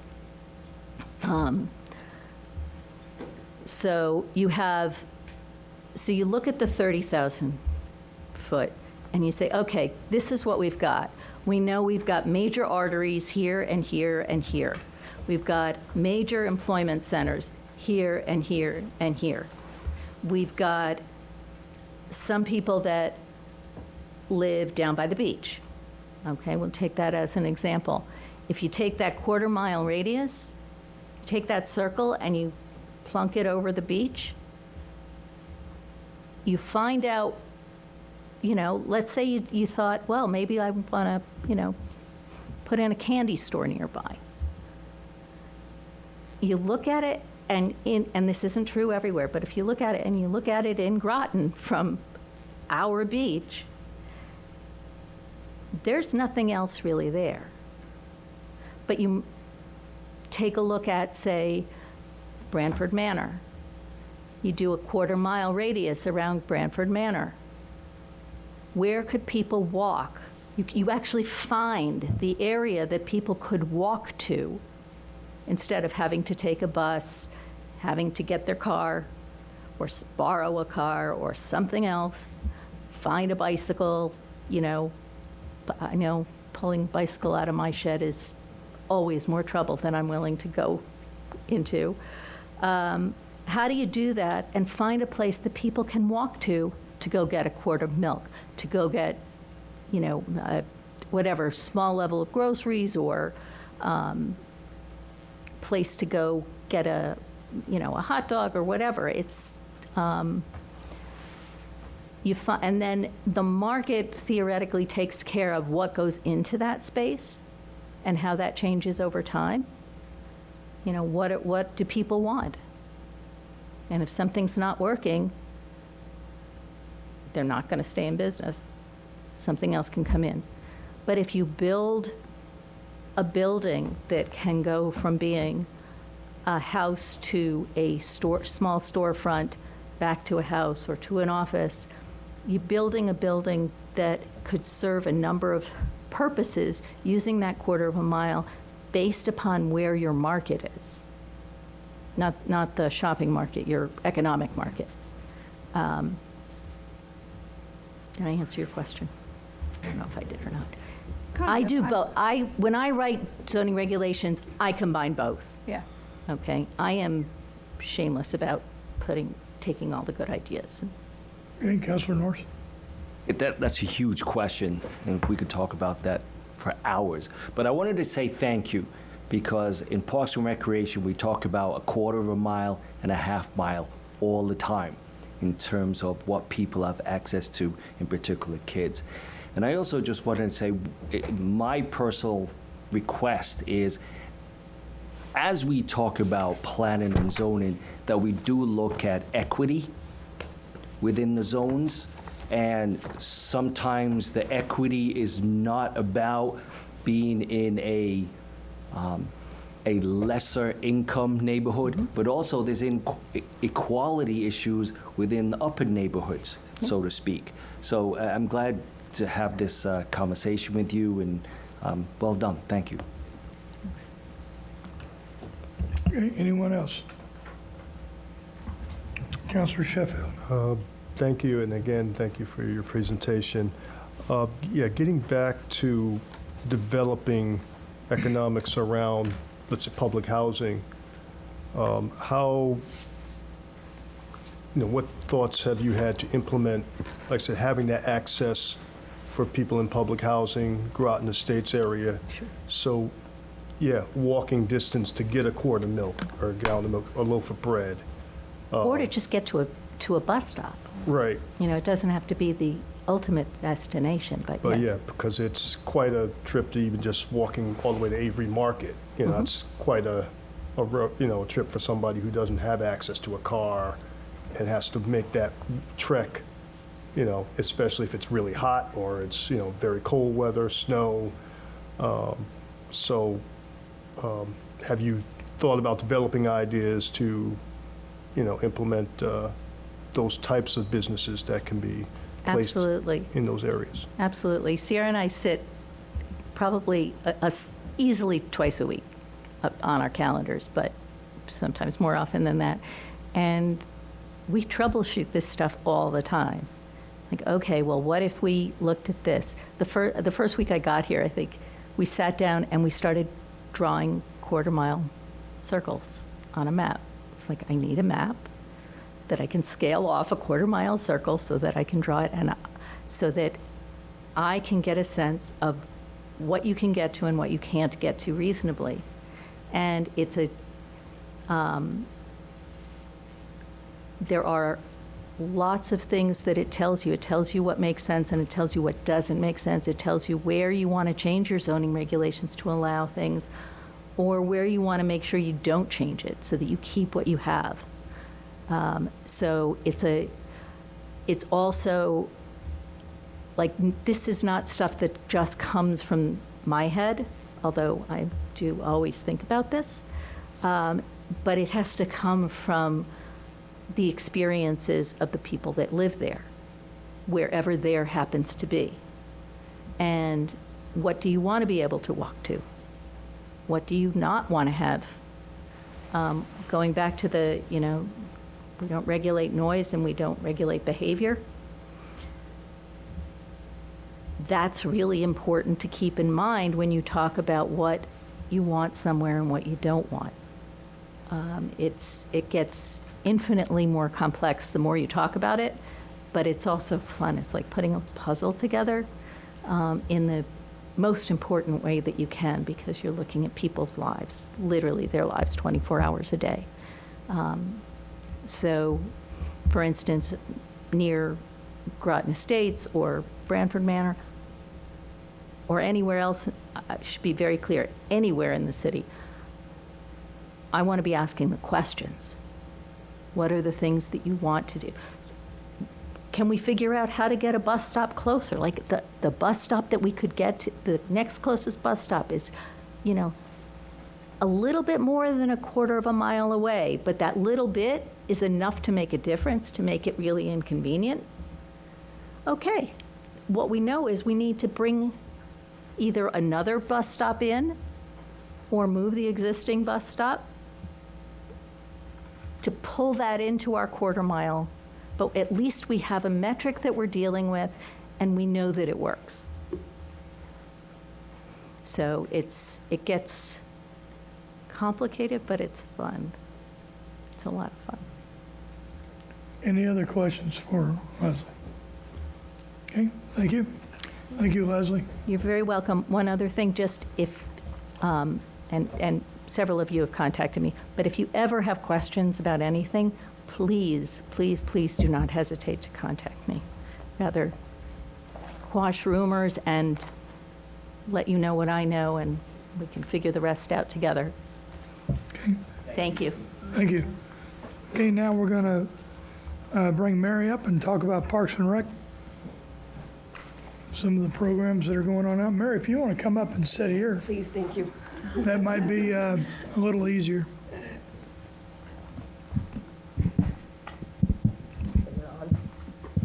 Okay. Are we good? Yeah. Okay. All right. Good evening. Mary Hill, Parks and Recreation Director. I don't have a fancy display. So I was told to give an overview of the department so you guys have an understanding of what we do here. I'll start, excuse me, administratively. There's two of us in this office. Myself as the Director of Parks and Recreation, and I have an administrative assistant. We're responsible for I'm responsible for the fiscally responsible for the budget, making sure I stay within the guidelines of what I've presented to you in the for approval. We also facilitate our own payroll. I have a staff of 4 full-time staff members, of which I have 2 different union contracts that I have to kind of understand and comprehend to do my job effectively to supervise the staff. I do all the hiring for our summer staff. Our summer staff, my staff jumps from 4 to 64 this time of year. I work with the HR department to figure out when to advertise our positions and which ones to advertise. And then I'm the one who sifts through the applications, figures out who we're going to interview for what positions, and I conduct all interviews for the seasonal staff. That starts for us in January, and it ends with everybody being hired, hopefully by early May. There are some hiccups this past year because we had a hard time finding lifeguards, so it took a little bit longer. So that's kind of the nutshell of the administrative part. We also have 30 programs that we run within the city of Groton that are facilitated by myself or either Val, my administrative assistant. Three of those being, three of the large ones being obviously our summer playground program, which we currently have over 150 kids, but once we get the West Side site back, or sorry, the Thames River Magnet School site, our numbers jumped to almost 300 to 350. So we're looking forward to getting those numbers back. Obviously, we manage the beach and the facilitations of that facility. Say that twice. Which, on an average year, we roughly get 53 to 55,000 people to our beach in an 80-day period. We do keep those statistics, and we break it down so we can tell you when and where and how busy the things are. One of the other bigger programs that we took on last year was the farmers market. We engaged in taking that over last year. It went very well. It extended to the winter. We're looking ready to kick that off next Tuesday, the 6th of July, for the 5-month period that we do that. We also run, from a recreational standpoint, roughly 5 special events. This past season, as you all know, because of COVID, we implemented quite a few different and additional special events. Of some we'll probably keep on because families and members of our community enjoyed them. The department also oversees the number of facilities. Washington Park, a 32-acre park that has 5 baseball fields on it, that has 12 to 13 groups that utilize our baseball fields, of which we do the whole scheduling for, and the pavilions, of which we rent and take in the applications and the processing fees for those. Obviously, at Eastern Point Beach, we have the Zaberski House, which is also a rental facility year-round for groups of 50 or less. And again, that is all facilitated through our office in regards to taking in fees, making sure permits are correct, and assigning a building monitor to open and close that building for the people that are using it. Obviously, we have the park house and the restrooms at Washington Park that we also maintain. We have 12 parks and/or parklets that we maintain, either by mowing and/or weed whacking, garbage pickup, litter control through the course of the city, which is almost 80+ acres of land that we take care and maintain with 3 men, three crew people. So we do quite a lot with a little. Val and I do all the programming on our, we try to put a program, we're working on the fall, we'll probably put a brochure back out this year and get things going. Some of the projects that we're working on, as you know, we have the Tyler House Windows project that will be completed just this fall. I'm not sure if any of you are aware that we have a damaged door at the Zaberski House, and we're working on trying to get that fixed with a different material other than wood, so that way it would last longer than 7 to 8 years, and we're looking at both of the front door, side doors on the front porch. So I am working actually with the company that we hired to do the windows, because that's what Gasco does, is historic restoration, so he's working with me on that. We're working on updating scoreboards at the park, at Washington Park. We're working on getting press boxes done at the Washington Park. We're looking at replacing some of the chain link fence around the ball fields at Washington Park. We're looking to I call it the guardrail fencing, but you go to the park and some of our parking lots are delineated by like old telephone poles, kind of keeping the parking from the, we're working on getting some, like that wooden guardrail that's the post and then the straight, and so that way it looks a little bit more finished, I guess. Like what you see on the Merritt Parkway. You guys have seen that? So, yeah, so we're working on that. And then we're working, I'm working with Joe Summers once they get a engineer/architect firm in to do an assessment of the Tyler House and the Zaberski House to see what it would cost to get it up to code. So that's kind of what we're doing right now in a nutshell. This obviously, as you all know, is the busy time of the year. Beach opened on the 19th, playground started on the 23rd. We got a staff, still getting staff on payroll, trying to implement all that. So just a big, quick summary of where we're at and what we do. It's a very busy part of the year, and Mary has a lot of programs that are going on, a lot of people a lot of employees that are participating. When she hired Megan Aikman to be the market master, we inherited 4 vendors, and now we were up to 11 at the end of last year. Now we're going to be up to 17. I think that might change up to, actually, we've got 3 more in waiting, Oh, so we really? might be up to Okay. 20. Because we don't have any no COVID restrictions this year, so we can actually fit more people. And we're going to actually have some community groups there. I think Legislate might do some COVID vaccinations there. Okay. Children's First Groton wants to have an informational booth there. Perfect. And some other, we're going to have family days and senior citizens day and everything else. So we are looking to expand this. If you go back when Legislate had a grant, it started in the very beginning when Cindy Berry was there. She brought in some different agencies and stuff. We're going to go to that, and it is under Mary's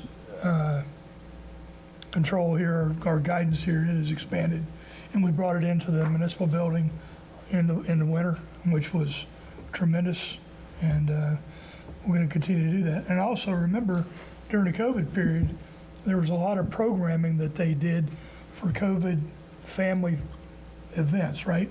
For example, trivia down at the beach, and the Halloween trails, and the Scarecrow trails, and the Find the Reindeer, and all these different things that they did in order to have COVID family-friendly fun kind of thing, because people wanted to get out, but they needed to be safe, and we had some programming that Mary did that we hadn't had before.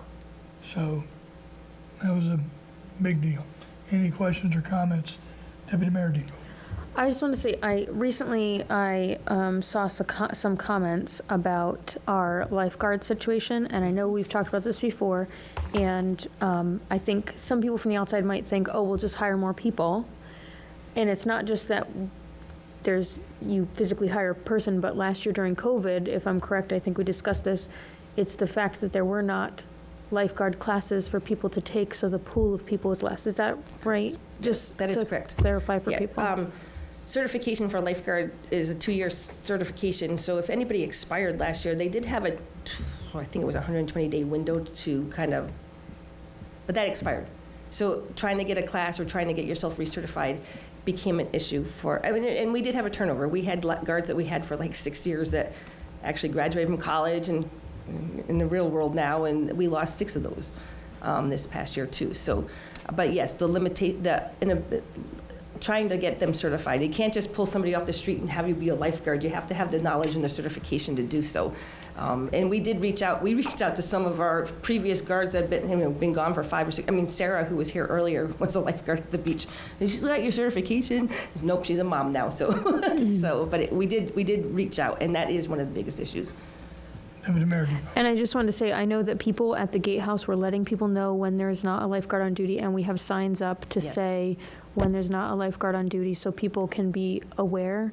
And you can choose if you don't want to swim when there's not a lifeguard, but obviously I know that you've been working on hiring more staff, but this year is especially difficult, so And I just want to remind people of that. We've actually currently lost one too, Friday.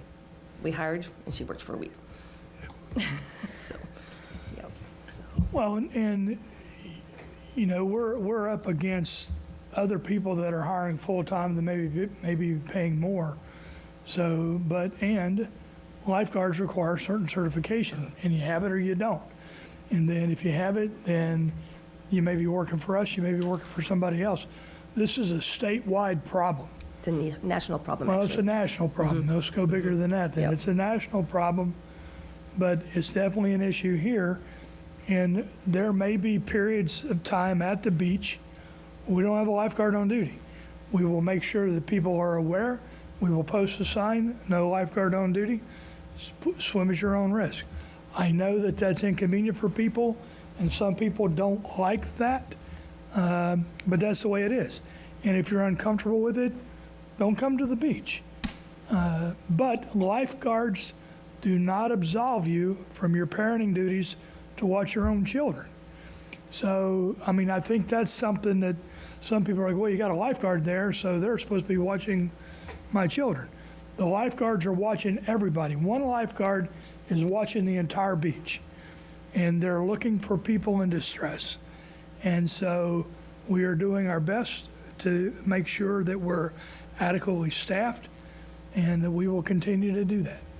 The other option would be to shut the beach down, and that's not an option that I'm looking at, because people want to get out of the house, people want to get out and about, and not everybody that goes to the beach goes in the water or goes swimming. So we will manage this as best as we possibly can. It's only been 1 week into it. We've done very well so far, and we will continue to manage this issue. So Mary's done a great job with this so far. So any other questions or comments from the council? Councilor Sheffield. Mary, when will bus trips resume? Actually, we have one planned for this fall. I say fall, Christmas. We're going to do the Radio City Music Hall. We're going to get that one up and running first.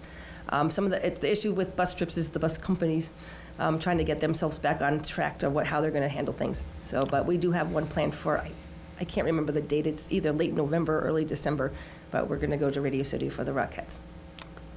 And then we'll look for this, we'll move things forward for the spring, getting stuff there. All right. Councilor Norris.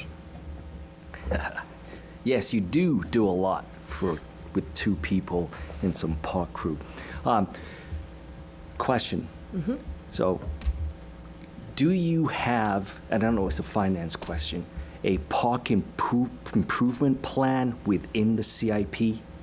Yes. Okay. And then can you tell me, what do you think will be your top, I'm going to say 5 challenges within the next couple of years? And don't say lifeguards. Well, I will say staff. I mean, overall, I mean, getting young kids to work these days is somewhat difficult. And it's been a trend, I think, over the last couple of years, and I think it's just going to get harder. They're not used to being outside and playing. They're all used to their video games and their phones and everything else. So I think trying to engage staff to do things outdoors. I grew up in a generation, you go outside, you take a stick and a ball and you figure out how to play a game with it, and whether it's baseball or whatever. That imagination isn't there anymore for the youth of our community. We try it, we get there with some of our programs, but I think that will be a challenge. I think some technology issues, compatibility. I mean, the mayor knows that I've tried to get internet down at the gate for the beach so I could do POS. $3,000 just to get a point-to-point system to get the internet, not alone the equipment that goes with it. And then there's so many other processing fees that go with credit cards. So looking into how to financially do that, and also to figure out if that's something we can manage down there. I mean, right now with just cell phones, you connect to New York sometimes. So it's kind of like one of those things that we have to look for technology-wise. I think technology too at the park, whether or not, how our scoreboards are going to be digital, they're going to be wireless. So we're going to be moving that way towards certain things. With COVID this year, I mean, hands-free things, like toilets and sinks, make them so we had that at the beach, and I know it won't work at the beach, because when I got here in 2006, we had instant, like you just stuck your hands, but all the mechanisms corroded because of the environment down there. But that's a change that we can do for upgrades for the facilities here at the park. We have the Thames View Park where we're going to have a marina coming. And that park comes under the Parks and Recreation Department now. So if that gets developed and how that moves forward, it will be something that I believe will be under the umbrella of the Parks and Recreation Department. So I would need to kind of learn some of that. Thank you. I mean, I have thoughts for that, certain things down there, but once that development happens. Mary and I have talked about that, about this is probably a good project for a private-public partnership, because we do not have the expertise in-house. So the question is, do you bring that expertise in-house for something that's seasonal, or do you outsource that? And then do they pay us or do we pay them, and how does that work? And, those kind of things. Because we are going to get a grant it's a matching grant. So I'll be coming to the council for some funding, but for the match. But what are we doing? Doing 8 26-foot boat slips down there, and a handicap kayak accessible boat launch. Handicap accessible kayak boat launch, sorry, down there. I So, mean, and one of the other challenges will be the beach. I mean, if water levels continue to come up, who knows how much of it we'll have left? Or what we'll have to do with the parking lot, or what we'll have to do with certain buildings down there. So those are things that, you know. well, and absolutely, Mary and I also talk about, if you've been following the last, well, since 17, we've had to replace some of the bulkheads, some of the walls down there, because it's been undermined due to the wave action. We've had to replace some of the retaining stanchions. One, we had a lady drive through, but we also have had some that have rusted. We had, because of the undermining of the water coming through the old kiddie pool, we actually had, the way we found that it was vacant underneath is they took a forklift, or not a forklift, a truck, some kind of a excavator, thank you, to get something out of the water, and the concrete collapsed. So we had to replace that. But what that got our attention is that we need to go look at these walls and put cement in behind them, so that one, it helps them structurally, but it also keeps that water from coming through and then undermining the integrity of the bulkheads of the walls there. So, park maintenance, Mary and I've talked about park maintenance, and there's a lot to it, and some of it we will outsource, and some of it we'll do in-house if we can. One of the things, if you go down to the new place, not the new playscape, is the existing playscape, but we put the new blue material down there at the beach. Mary's going to be doing that again this year for the 2 playscapes that we have up in Washington Park. Sorry, I do know the park. So up at Washington Park. So there's a lot of things, that she's looking at and that we're looking at. So. Any other questions or comments for this? Okay. Then, thank you, Mary, but don't go.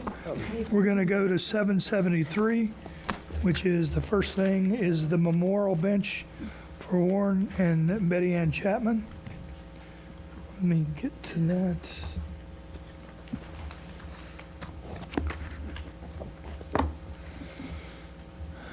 Okay, so. You want to go ahead, Yeah. I'm sorry. So, you guys have the letters, right? So we had a request from Ron Uhas to do a memorial bench in honor of his grandparents, Warren and Betty Ann Chapman. This was brought to the Beach and Parks Committee. It was shared, and they, I guess his grandfather swam a lot at the beach, pretty much daily, and enjoyed the facilities, and so did his grandmother. So this was moved forward to you from the mayor, no, you're the mayor and council. I'm sorry, I'm kind of tired. From the Beach and Parks Committee to you guys tonight. Okay, questions or comments on this? Okay, well, then I need a motion to move this to the mayor and council meeting of 6 July 2021. So moved. Second. We have a motion, second, further discussion. Hearing none, all in favor say aye. Aye. Opposed, abstentions, motion carries. Memorial bench for Rose and Frank Sheets. So yes, so Lori Ann Sheets requested one for her mom and dad. This was prior to her mom passing away, so it's kind of appropriate, I think, that it came forward at the time that it did. Again, I will share with these 2 approvals, this will be the last 2 benches I can put at the beach. This would get us 40 memorial benches there, pretty evenly spread out as best as we can without because we have, especially that one area where we had the picnic tables now that are out, because I'm like, oh, we put up some benches out there last year, and then I had to put the picnic tables back today, but this year or so. But I have talked to the 2 parties of where they would like them, and they do work within the areas that we have space. So when you go down there, there are lots of benches, lots of places for people to come and sit and to remember their loved ones and those kinds of things. Any questions? I'm sorry, I will reiterate, I am working with somebody to help me do this, because there's one of the things for the memorials at the beach was to do a sidewalk around the flagpole and then up to towards the stairwell, and I am in the process of working with somebody to get that in place, so that way we know how many stones we have, and then we'll have additional stones that we'll just engrave, and we working with an engraver, so we'll have that in place. I didn't realize how off tilt the flagpole was from the steps until I started to do this, but hopefully we'll get that in place in the fall, so we'll have another means of things for families. We've also had some families who have current memorial benches that there's nothing that says they couldn't put another plaque on it.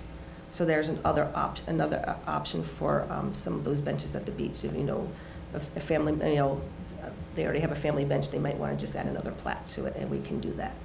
So there's some options there. Cool. So.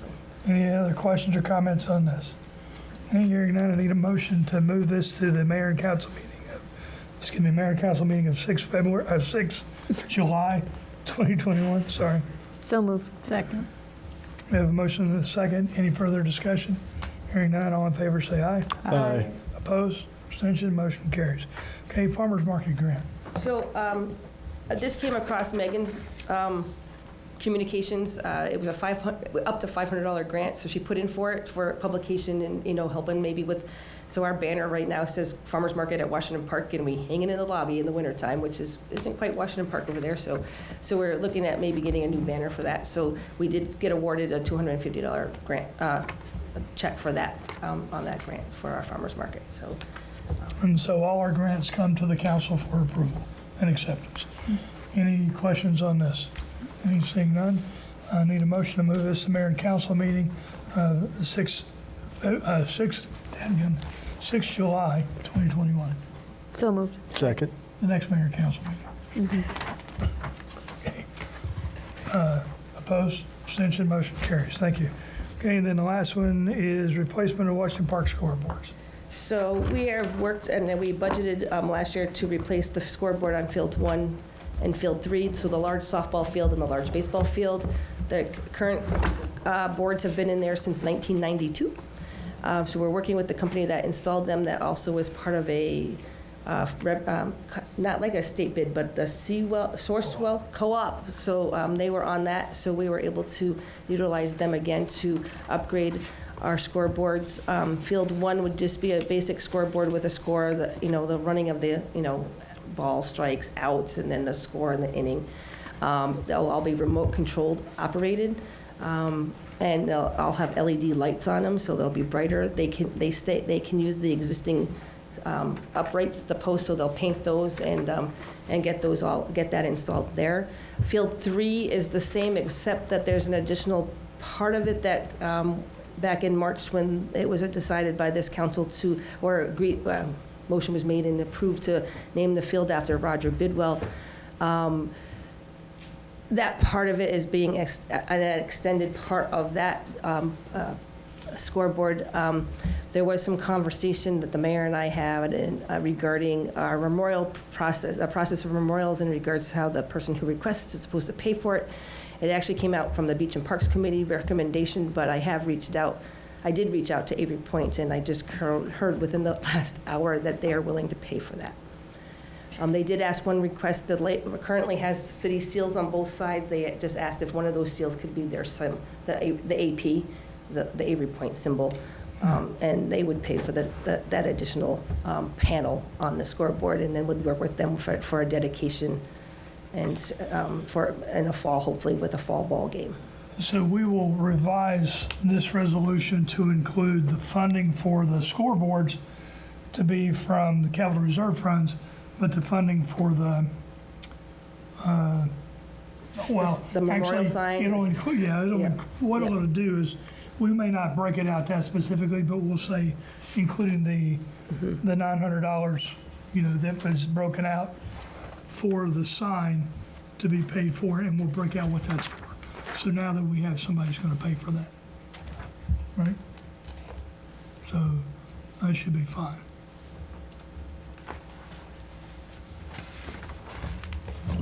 And that gets us on track, and that meets the requirements of the Washington Park's resolution. going to be glowing in the dark next year. Between the new lights and new scoreboards, you won't miss it. Okay, any other questions or comments on that? Oh, I was supposed to, we were going to make a motion to move it, or? Well, that's why I'm asking, are there any further? No, we're good. Okay, I need a motion to move this to the mayor and council meeting of 6 July 2021. So move. Second. We have a motion and a second. Any further discussion? Hearing none, all in favor say aye. Aye. Opposed? Abstention? Motion carries. Perfect. Thank you. Thank you very Thank much, you. Mary. Thank Thank you for the brief. Thank you, Mayor. Because I don't know that council or other people that are watching recognize how much work that you do with such a small department. Yes, So, thank you. Perfect. Thank you. All right, the next thing is 742. Mark? So this is Groton Utilities. Thank you for your staying power and your stamina. It's almost my bedtime, Mayor. I know, I got it. 4 o'clock in the morning, guy. Got 15. All right, 740. So the very first one is D&D Power.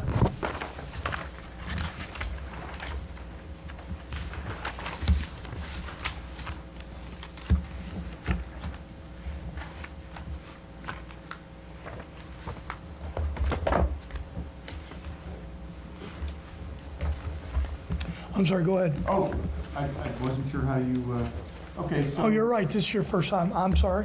Yep. So these have all been through the Utility Commission. They have been approved by the Utility Commission with the recommendation that council concur.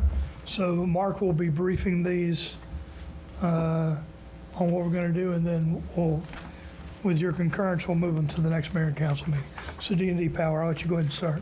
Okay, so D&D Power is a subsidiary of BHI Energy. They're our master services agreement provider for engineer, procure, construct. And they bid on a job. This is the express feed that ties to Avery Point and repairs degraded old cable. Thomas Road. This is the Thomas Road job. I'm sorry, that's how we typically refer to it. I had to think about the Avery Point Express feeder myself for a second. So that's the cable had failed down at the bridge, and so they're going to replace it. The big issue with this job is our own crews don't like dealing with asbestos. This has asbestos conduit that's caved in because the bridge, the constant motion has destroyed that, and it's very old and brittle. So we've outsourced this work to D&D, also known as BHI Energy. And they will take the appropriate asbestos precautions for friable asbestos, those kind of things. Okay, any questions for Mark on this? Councilor Norris. Do you know how long, what the length is at all, this cable? I think it goes back about 3 or 4 manholes. So it's 600 or 700 feet, I think, all told. I have the drawing, but I recall that in the discussion. So instead of doing a couple splices, they're going to replace the whole length. Going to replace it and not splice it. Right. So that the way this is engineered, it has some slack in it. So hopefully, over the years, it had failed and been spliced several times, so there was no more slack. So it just leads to more failures. Deputy Mayor Depot. Is there a timeline for this, when it's going to start and finish? Do we have that yet? It will be sometime this summer, probably later in August. So will we be blocking off a section of road, or how will this impede, will it? No, we won't block any road. We'll use flaggers and whatever we need. This is all underground. This is underground cable. Right, but so it's not going to have any effect on traffic on Thomas Well, Road? it will have some effect, but we don't block roads, right? I mean, we One just- lane at a time. we don't No, block right, roads up. okay, I guess Sorry. I shouldn't have said block, but I mean, so I was just asking because if we can, and I know that we've been doing this more often, just make sure we put a notice out, because if it were me, I might as well avoid that road, and it's safer for our guys if we have people just avoid the road while we're doing the repairs, if we can just make sure to notice, Yeah, put that out. so you know, we send out a weekly look ahead to all of the city departments, including the mayor and Public Works, and I guess we could put that on the website. We could put it on a website, and we get Dan to put it on Facebook, Sure. similar to the hydrant flushing that Yes. we're doing. Yeah. That would give the locals an idea of where to avoid, right? Yeah, because, I mean, I personally, if I got that notice, I'd just go around, go the other way, just to not, add traffic to while we're trying to do the construction. Sure, we can do that. Yeah, good idea. Thank you. Any other, Councilor Sheffield? Yes, how long, I guess, for the asbestos removal, and is there a special cost in regards to having that done prior to the installation piece? Yeah, the remediation is part of the total.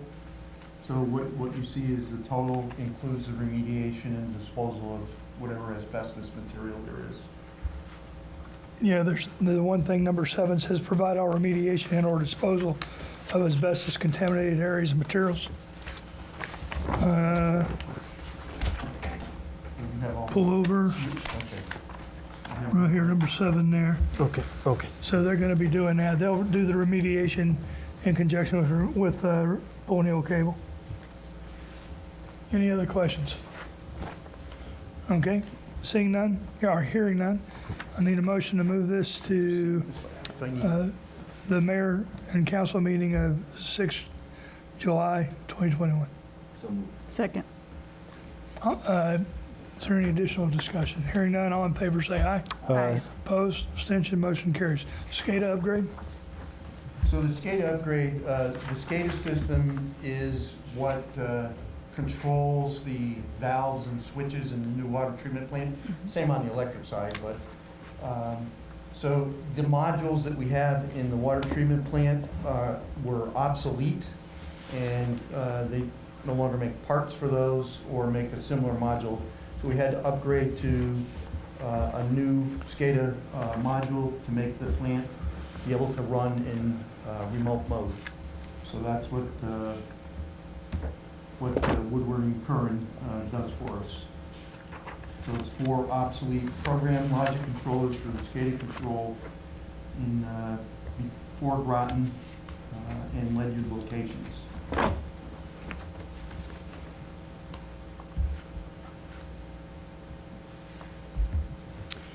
Questions or comments regarding the SCADA upgrade? Okay, hearing none, I'll take a motion to move it to the mayor and council of 6 July 2021. Second. We have a motion and a second. Any further discussion? Hearing none, all in favor say aye. Aye. Opposed, abstention, motion carries. PCB remediation? So the next 2 items, PCB remediation and the Celtic painting, are related. One is to take the remainder of the PCBs out of the old water treatment plant. We are going to be done with this at the end of this. We thought this would wind up being a 30-year deal. This has been pretty successful after we hired our independent consultant to help us. So AAIS is the company that completes the remediation. This is our phase 2 remediation, and again, this will eliminate the PCBs from the plant. There won't be any more to do after we're done with this. Celtic is the company that comes in after we remediate and seals the substrate that we've taken the PCB paint off. Any questions on those two? Questions on either of those? Either the PCB paint, either the PCB removal or the painting of the areas once it's removed. Okay, hearing none, I'll take a motion to move the PCB remediation to the mayor and council meeting of 6 July 2021. Second. We have a motion and a second. Any further discussion? Hearing none, all in favor say aye. Aye. Opposed? Abstention, motion carries. Need a motion to move the Celtic Painting LLC to the mayor and council meeting of 6 July 2021. So moved. Second. We have a motion and a second. Further discussion?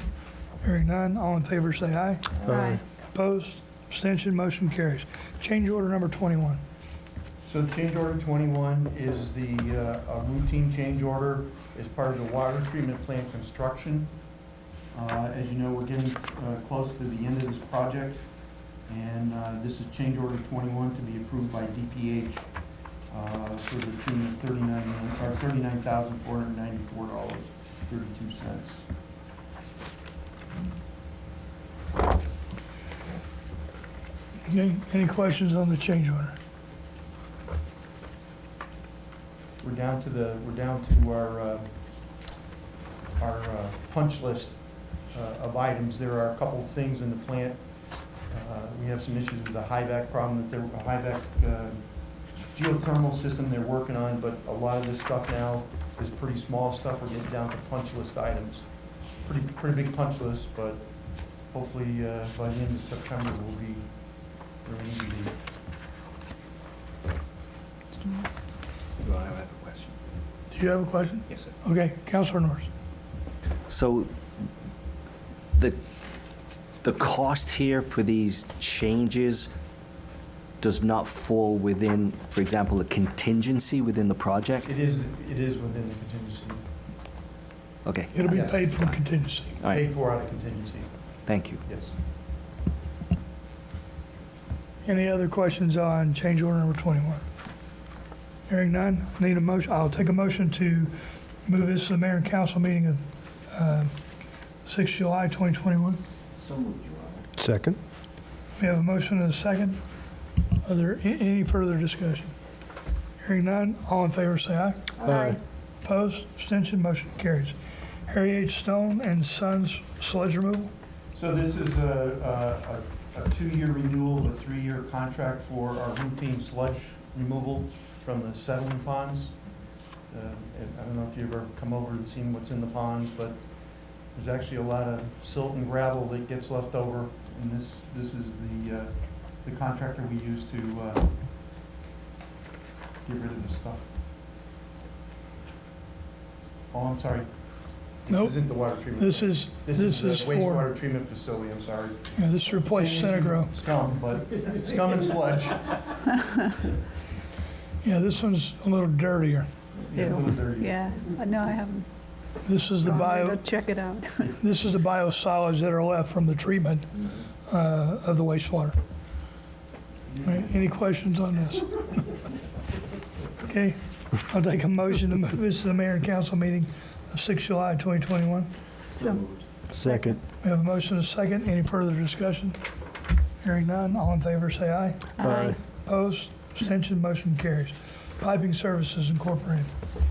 So this item is to support the construction or the renovation of the low lift intake structure at the water treatment plant. And it is a sole source bid. The issue here is we need to get this construction completed before the end of October, when our little silverback eels decide to make their migration to the Sargasso Sea. I've learned a lot about eels in the last year, which I never thought I'd ever know. It is sole source. We checked all over the United States. We checked we started with the state, the region, and then the entire country to find this stainless steel piping. So it is a sole source, and the sole source has been approved. But this piping is necessary to complete the low lift renovation or modifications for eel mitigation. Okay, questions on this? Okay, hearing none, I'll take a motion to move this to mayor and council meeting, 6 July 2021. so moved. Second. We have a motion and a second. Any further discussion? Hearing none, all in favor say aye. Aye. Opposed, abstention, motion carries. And lastly, hydroburst cleaning system. So this last item, it seems like a lot of money, but this is to actually do all of the construction. It looks very expensive, and it has a 25% contingency, and I just want to explain that. So all of this work has to be done underwater.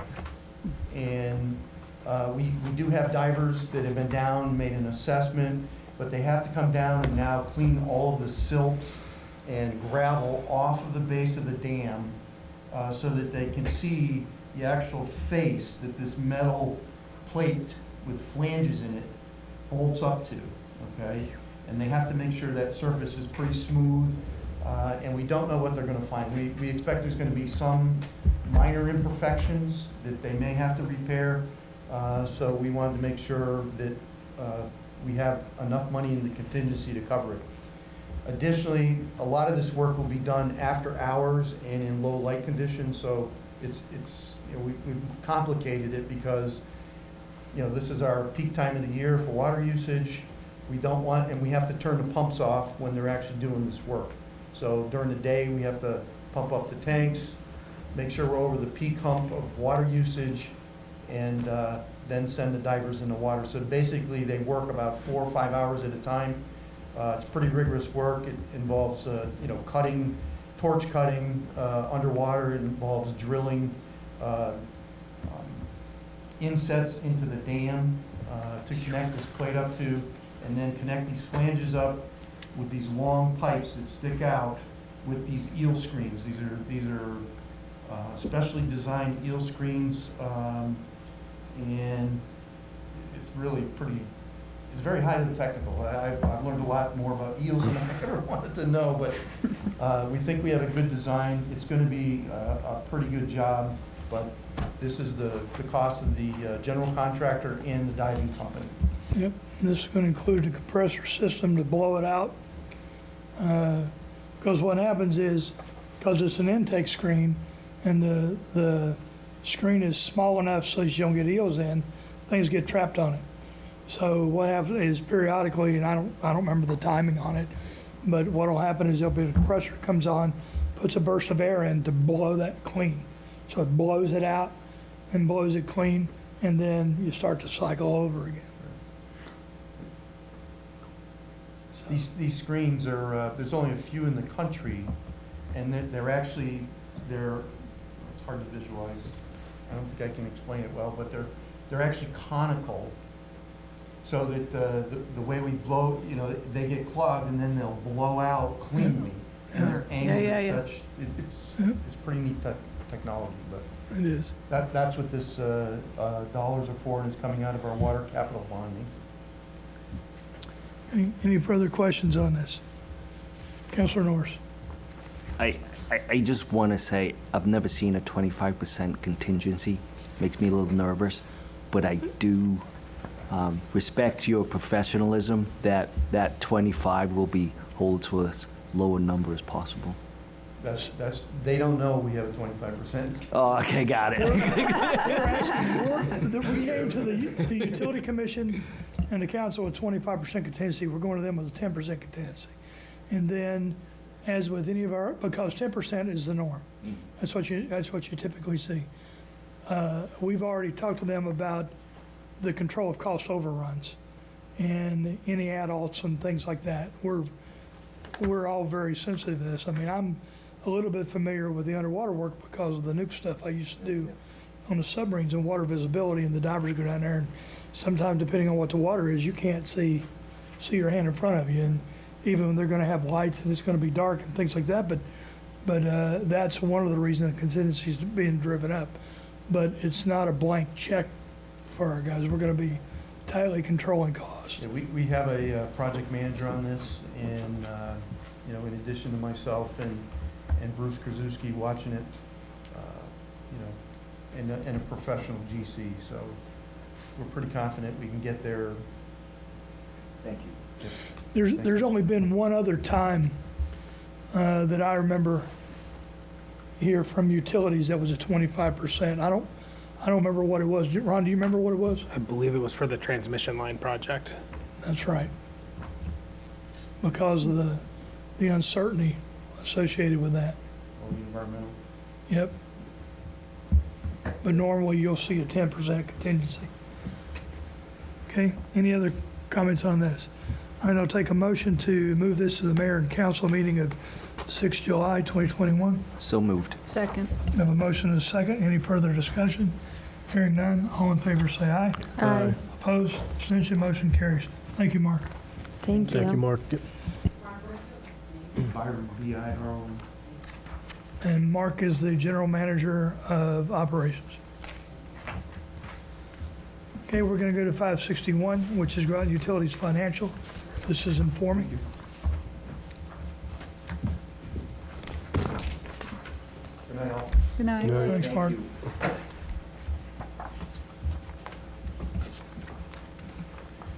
All right, so we'll go through like we normally do. Again, I'll keep this very brief as we are getting a little bit late here. Yep. I will start off with, again, you're just gonna see the same trends that we've been seeing throughout the year. And just kind of a little bit of housekeeping, just for next month, you will not be receiving a June financial. It'll be delayed 1 month, and we decided that with the Utility Commission, and that way it'll give a truer picture of the closeout and allow another additional month of AP to be in there, so that way it's a truer picture of year end and kind of catch some of those lingering things. So just to be upfront that you will not see this report next month. It'll be coming out in the following month. So we'll start with the electric division, which is on page 6. And again, this is year to date as we've been going through. Row 19 total electric revenue is just under 45 million versus the budget of 44.5 or 473,000 favorable. As we've been trending all year, you see the main drivers of being over budget is the residential and industrial, with the commercial lagging behind and being under budget, which again, that's been the trend that we've seen all year. Line 41 total operating expenses came in just under 48 million versus a budget of 48.2 million or 250,000 under budget. Again, the big piece there you'll see is the operation and maintenance is below budget to 2 million. And the industrial pass-through, I just kind of want to point this out, which is on row 39. That expense is just a pass-through of the revenue, which you see on line 21 up above it. So those two numbers are the same. It's just the pass-through revenues and the pass-through expense, which is kind of makes that total operating expense look a little bit deceiving. The net income on row 52 from operations is currently at $5 million versus a budget of 2.9 million or 2 million favorable. So again, everything with the electric department, even with the lag in the commercial revenue side, the industrial and the residential is made up for it.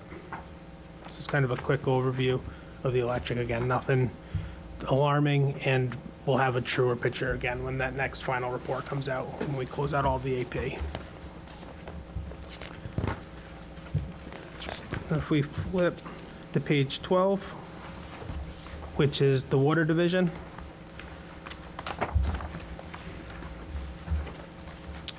So line 17, total water revenue is 10.6 million versus a budget of 10.1 million or 539,000 favorable. Again, same trend we've been seeing all year, and the same trend with the electric. The residential and industrial are over budget from revenue standpoint, with the commercial lagging and coming in under budget. Line 30, total operating expenses, it's currently at 9.6 million versus a budget of 10.2 or 574,000 favorable to budget. Again, there's some things that are outstanding. One of the big things, just with the timing of some of the operation and maintenance stuff. So again, we'll see that, the truer picture in the following month when we get the AP and everything cleared up. Line 44 is the net earnings before the Drinking Water State Revolving Fund grant is 1.2 million versus a budget of negative 1.1 million. So it's 2.3 million favorable to budget currently as far as the net income. And again, it's been pretty much the same trends that we've been seeing throughout the year for the water.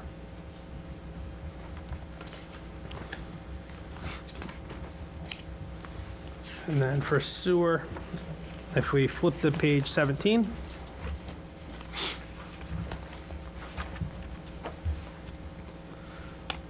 row 15, total sewer revenue is 4.2 million versus a budget of 3.9 or just about 4 million. So it's 269,000 favorable. Again, the residential and industrial are over budget, with the commercial just lagging under budget a little bit. The big piece with the industrial, if you recall, there was some issues with one of our large customers and a deduct meter, which is one of the other reasons for the driver in the industrial class here. Total operating expenses, row 26, is currently at 2.7 million versus a budget of 3.3, or 635,000 favorable. Again, that operation and maintenance we'll see come truer next month once we clear up the AP. And there's also the feasibility study that was budgeted that is ongoing that really hasn't kicked in yet. So that'll variance will remain. Row 37, the net income from operations is just under 1.4 million versus a budget of 364,000, or a million favorable. Again, that's based on a combination of the below budget expenses and over budget revenue. Okay, questions on electric, water, sewer? Councilor Sheffield. Ron, when is TVC going to be off the books? I guess I see that still. 2028.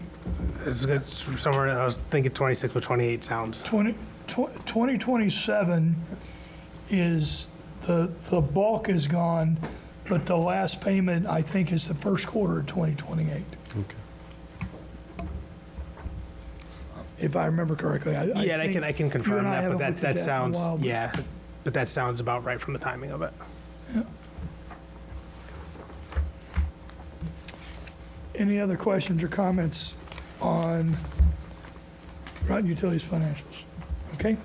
690, city budget presentation.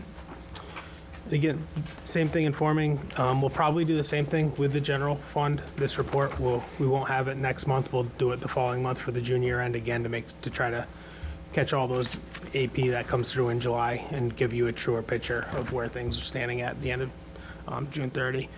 When you go through here, there's really nothing outstanding. There's some that still have large percents remaining that will jump out at you. The big one, the building inspection, where there's 61% still remaining there. That is because we have the contracted services of 900,000 in there for the big projects that are going on, in case we needed to sub some of that out, and that's just a carry forward that's been going from budget to budget. So the plan is not to spend it, so that should come in very favorable. The other ones, when we look through for fire, it's at 20%. Sanitation 26. And Parks and Rec at 23.9. There's still some capital things that, whether it's capital as far as a designated project or reserve funds, that just haven't been moved yet to the CNR fund. So those are still sitting there as a budget amount, but there's no expense against it. So you'll see that those will come back down in line. But overall, there's no department that jumps out that looks like they're going to have issues come the end of the year. But I will keep you posted as we proceed through. Councilor Norris. I apologize. Can you please explain what you just said about building inspection? Yep. So a couple of years ago, we had a large commercial, industrial that had brought in significant building permits and fees. And there was a need that we would potentially need to sub out or contract those inspection services out. And the estimate, I believe, was around 1.2 million. Yes. It was over $1 million to have that contracted out. What we did in turn was we actually hired a full-time employee who took on that task of doing that. So what we've done is we've just carried that original 1 million. We spent it out, say 100,000 in 1 year, and then we carried over 900,000 to the next year's budget. So it's always built in the budget instead of, because you really can't encumber it because we don't have a contractor, we don't have a contract in place. So the best way to do it instead of carrying it over is we just continually budget each year and we decrease it by the amount that we've paid out.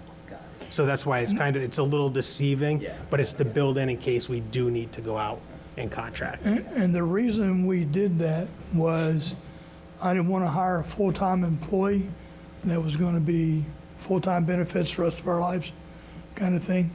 We looked at hiring out services, but the contractor services that we got bids on were like triple the amount. So we hired our own contractor that we have, and we'll have him till the end of the period. And so he's budgeted for, and he's being paid for out of permit fees. So it's not being touched by the tax base. Any questions on this? Okay, like I said, like Ron said, that was informing. Okay, so we'll go to 787, which is EAN Holdings LLC Property Tax Refund. So occasionally you'll see these when they're of significant value. You've actually just did one a few months back, maybe 6 months ago, for the same company, EAN Holdings, also known as Enterprise Rent-A-Car. You were fortunate enough to get all of the backup with this packet, all of the pages, not only just a summary. So you'll see that there's a summary page of like all of the different vehicles.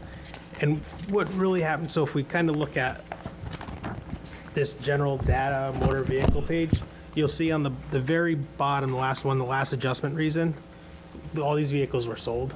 So you'll see that there's like on the first one, it's 10, 10, 19, bill of sale and plate receipt. So they paid the taxes on them because they were still on the rolls, but they sold them prior to. So that's what, this is just a cleanup of all of those. Any questions on that? All right, then I need a motion to move that to the mayor and council meeting of 6 July 2021. So moved. Second? We have a motion and a second. Any further discussion? Hearing none. All in favor, say aye. Aye. Opposed, abstention, motion carries. All right, and lastly, the American Rescue Plan funds. This is informing. It's a high-level review. So, Ron, I'll let you get started. I'll chime in if... Okay. So in your packet, you'll see this was an email that was received with kind of some guidance, the packet of just the overview of the brochure. It breaks down the municipalities and how much is expected to receive. I will say that we did receive our first check of the 1.3 million last week. So that check did come in.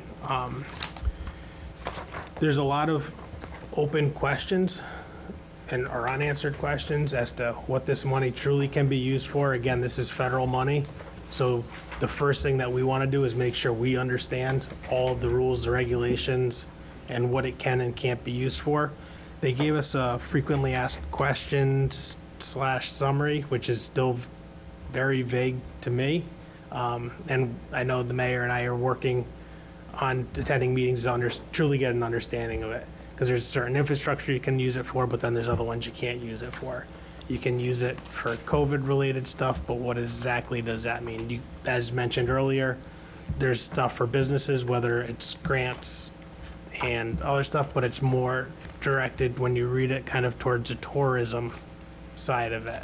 So it's just, there's a lot of uncertainties right now. So the first thing is we're gonna get the check deposited, put it into an account, have it sit there until we understand what we can and can't do with it. And then I'm sure we'll be coming back to the council with our recommendations or ideas of what we can and looking for input.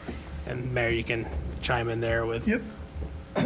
So the Council of Government had a meeting last week. We're going to have another meeting this week to talk about it.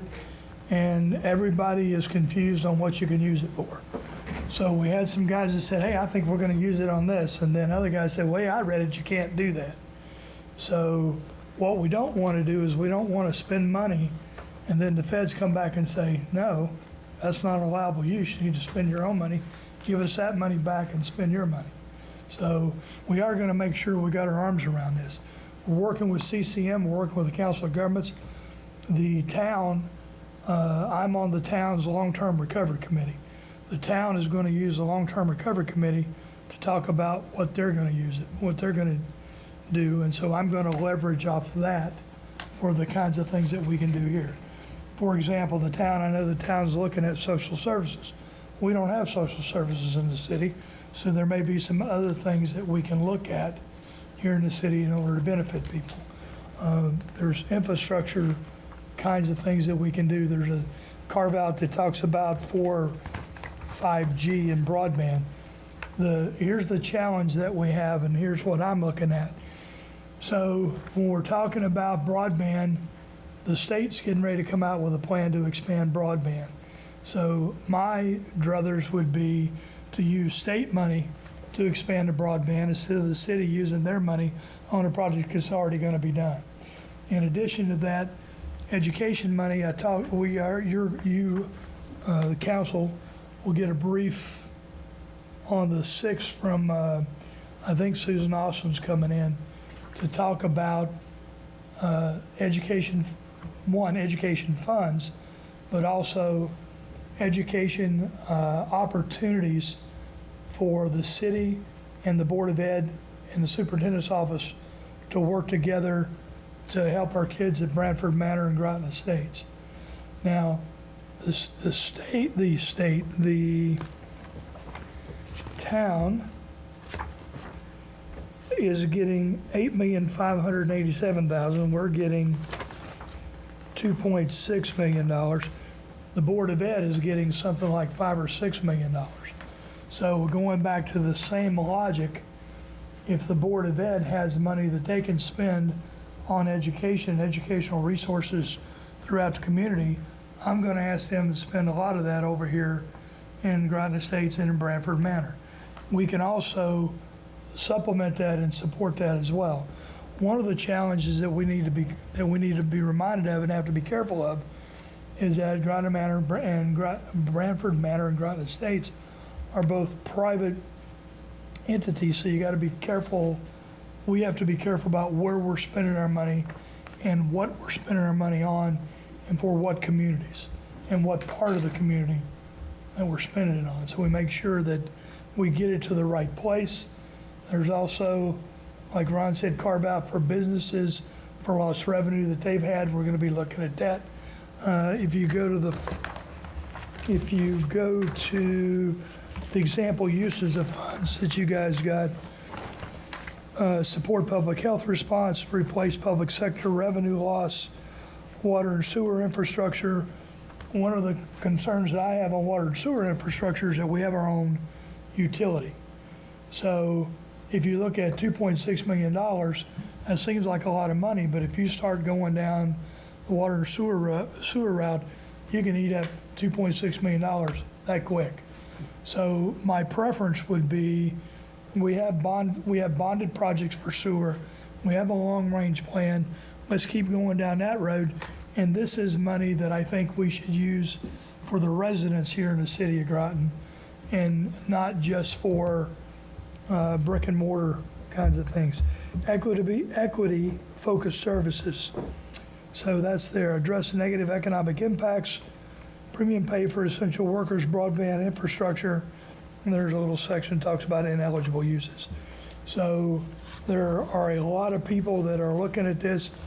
We get new emails every week from OPM Martin Heff telling us, here are the latest rules. We're getting information from Chris Murphy's office, from Congressman Courtney's, from Senator Murphy's office, Congressman Courtney's office, and we're getting help. But sometimes, and there's webinars that Ron and I went to. There's a webinar that I attended. In the first 20 minutes, I'm watching it, and I turned to somebody else who was watching the webinar, and I said, "What did you just get out of this?" I said, "Well, we didn't get anything out of it," because they're talking, in some cases, very high level, or they're talking about something that doesn't apply to us. So, like Ron said, what we have to do is, we have the money. We're going to get 2 years worth of money, and then we have up to 4 years to spend the money appropriately. So it's not a rush kind of thing. This is also, I don't want to treat this like found money, for lack of a better term. So let's go just spend it willy-nilly. I want to make sure that when we do spend this money, it's spent wisely and on the populations that need it and people that were hurt during COVID. So we have, one of the things we found, or I identified during COVID, is that we have a lot of people that are food insecure. And so, I think we need to address that. We also need to address the children and things like that. But again, I want to work with the Board of Ed so that we're spending some Board of Ed money and not just our money on things that Board of Ed ought to be spending. We can supplement that and make it better for our populations and our residents. But So I know it's a lot of, we got to look, but we do. We have to, it would be easy if they just said, okay, here are the rules and you can't violate the rules. Things are so nebulous that's out there. And all the municipalities are dealing with this. Everybody's scratching their head on, well, what can we do with it? Right? Social services is pretty easy, right? Education's pretty easy. But then within social services and education, what can you do it on? Do it for. I know that sector has asked for a 1% carve out from each of the municipalities. And there's another group that's asked for a 1% carve out for the municipalities to send to them because they support the region. And that's something we have to look at. So, Ron, anything else? On top of that, questions? Councilor Sheffield? So that 1.3 million, I guess we've got the 50% because you said we're getting 2.6. 2.6, we got to 1.3. All right, so we got half already. Yep, Okay. we got the 1 year, the first year's allocation. You just received that It was the end of last week. in the last week. So this is a brand new report to you guys. Any other questions or comments? I know there's not a lot of specifics there, but as we get the specifics, I'll get them out to you. Absolutely. Any other questions or comments? All right, hearing none, I'll take a motion to adjourn. Make a motion to adjourn? Second? We have a motion and a second. All in favor, say aye. Aye. Opposed? Abstention? Motion carries.